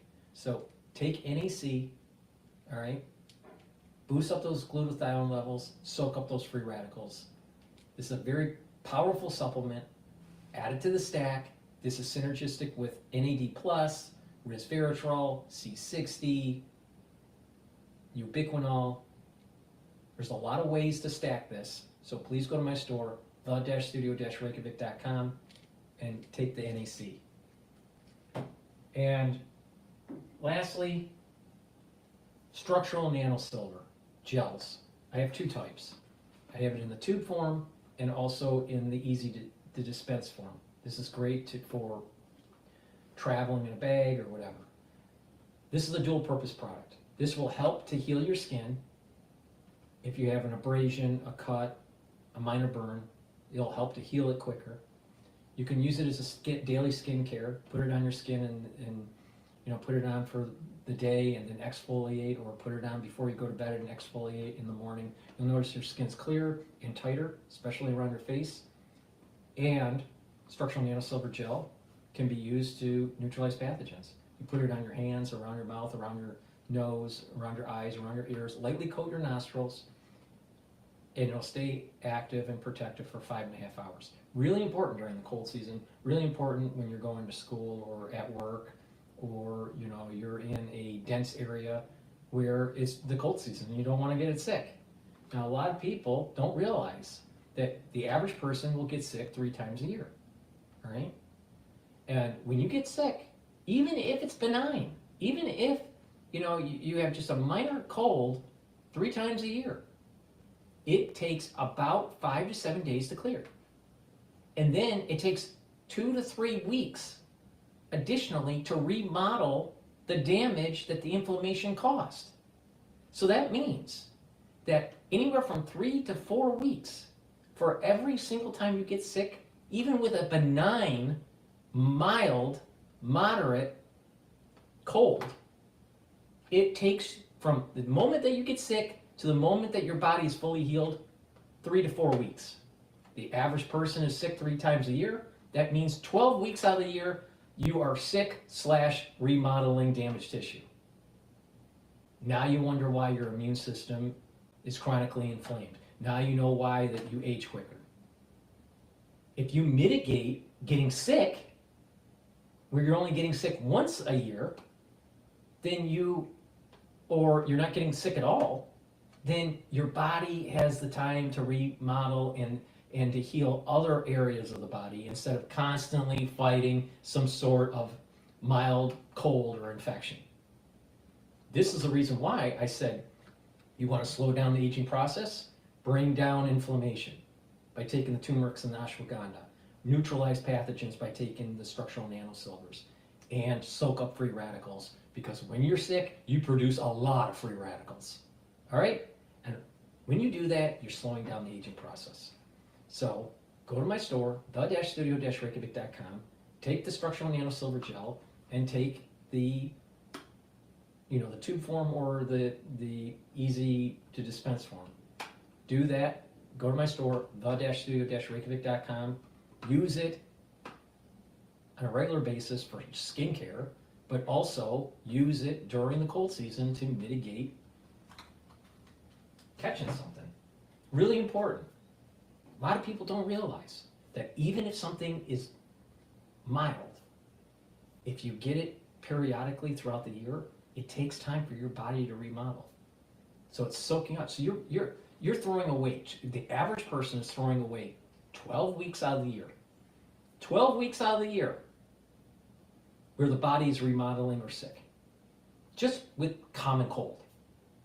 Now you add in some other stuff like osteoarthritis and constant inflammation from there, or bad gut, or peptic ulcers, or high blood pressure, or poor diet and it's inflaming, causing inflammation. When you're chronically inflamed, now you know why your body ages so quickly. Now, a lot of people don't tell you this, but if you follow what I'm saying, you're going to slow down the aging process and your tissues are going to be healthier. It's very simple. All right, let's go to Bloomberg. This guy that's, the head of political power, or whatever this show is called, he looks inflamed, but, It's the final month of trading for the year, and we're going to be looking closely, with Abigail's help, for the rest of this calendar year at how the Trump trade is evolving, because we have seen quite a move, of course, since the election, and all I keep hearing about is a melt-up and a Santa Claus rally for the rest of the year. So let's get to Bloomberg Markets correspondent Abigail Doolittle. I don't know about the Dow here, but the broader market's looking pretty good, Abigail, so the melt-up continues. The melt-up does continue. Right now we have the S&P 500 higher by about 0.2%, but that tech-heavy index, the NASDAQ 100, up more than 1% on the year. The S&P 500 up more than 25%. And going back a number of years, whenever the S&P 500 has had that kind of a gain from January through November, it has gained in December by more than 1%. So history suggests December will be kind to stocks. We were just talking about that Trump trade. So of course, some of the gain this year has to do with the Trump trade and the idea that the future administration will be good for the economy and markets. One piece of it today, which is really interesting, the dollar, the Bloomberg Dollar Index currently up about 0.6%. And over the weekend, President-elect Trump warning BRIC nations not to create their own currency. He's threatened a 100% tariff on them if they did. South Africa today said that they have no plans to do so. Some of the other BRIC nations, such as Brazil and China, have discussed the possibility of some sort of a single currency, but most experts and strategists, Joe, say that this is very unlikely, that King Dollar is King Dollar for a reason. And, you know, at the end of the day, the United States is the lender of the last resort from the Federal Reserve, Treasuries. So at this point, that King Dollar, that is a piece of the Trump trade. Right now on the year, up more than 5%. And most of this, very interesting, since the end of September, when a lot of the numbers started to shift in favor of President-elect Trump. She's not just our Trump trade correspondent, she's markets correspondent. Abigail, thank you. Great job as ever. As I mentioned, we'll stay close to Abigail for the rest of the year to see how much. So let me get this straight. The Trump trade now they're promoting on Bloomberg. Yet, just a few hours ago and several days ago, they kept on saying how bad Trump was for the economy because of tariffs. You know what? Listen to the system. The system is this chaotic emergent behavior of the market, of different asset classes and all that. It is very pro-Trump. Very, very, very pro-Trump policy. And so when someone says, oh, the tariffs are going to be inflationary, if you look at it only in one variable, but if you look at it in multiple variables, it may be not. So look at things on a multivariable way and you'll probably see the system more accurately than siloed. That's the end of my transmission. Again, for people that want to participate, make sure that you're chatting in the boxes during the live stream, or listen on X Spaces. Raise your hand for the call-in. This is supposed to be interactive, so people can tell me their opinion about certain things. Don't be afraid. Sometimes people, are afraid to talk, but don't be. This is supposed to be interactive. That's the whole point. And it's going to be based on breaking news, so it's going to be very unstructured. And I think it's better to be unstructured. So, that's the way it's going to be. But participate. In addition, you can watch these live feeds on my large channel on YouTube and also my smaller channel on YouTube. You can see the larger screen or you can see the dashboard on the smaller channel. The dashboard has all the telemetry real time of the market of certain asset classes, and this is a great way to kind of interact in real time. In addition, I'll do replays. I'm going to be doing a replay on this. I'm going to do a premiere on the channels, so for the ones that couldn't participate. In addition, please help support my work. Make sure you subscribe to all my channels. I have 4 channels on YouTube, Brighteon, Bitchute, and Rumble. Please subscribe to all those channels. It's really important. Follow me on X, both feeds on X. Also, I have GETTR, so follow me on GETTR. And if you would like to help support my work, because these videos are for free for everybody to learn from, it's donations and people that purchase the products on the store that allows me to do these things. So please purchase the products, and you can donate on my website, the-studio-reykjavik.com. You can donate through Stripe, PayPal, or Buy Me a Coffee, or you can be a paid member to my Patreon channel.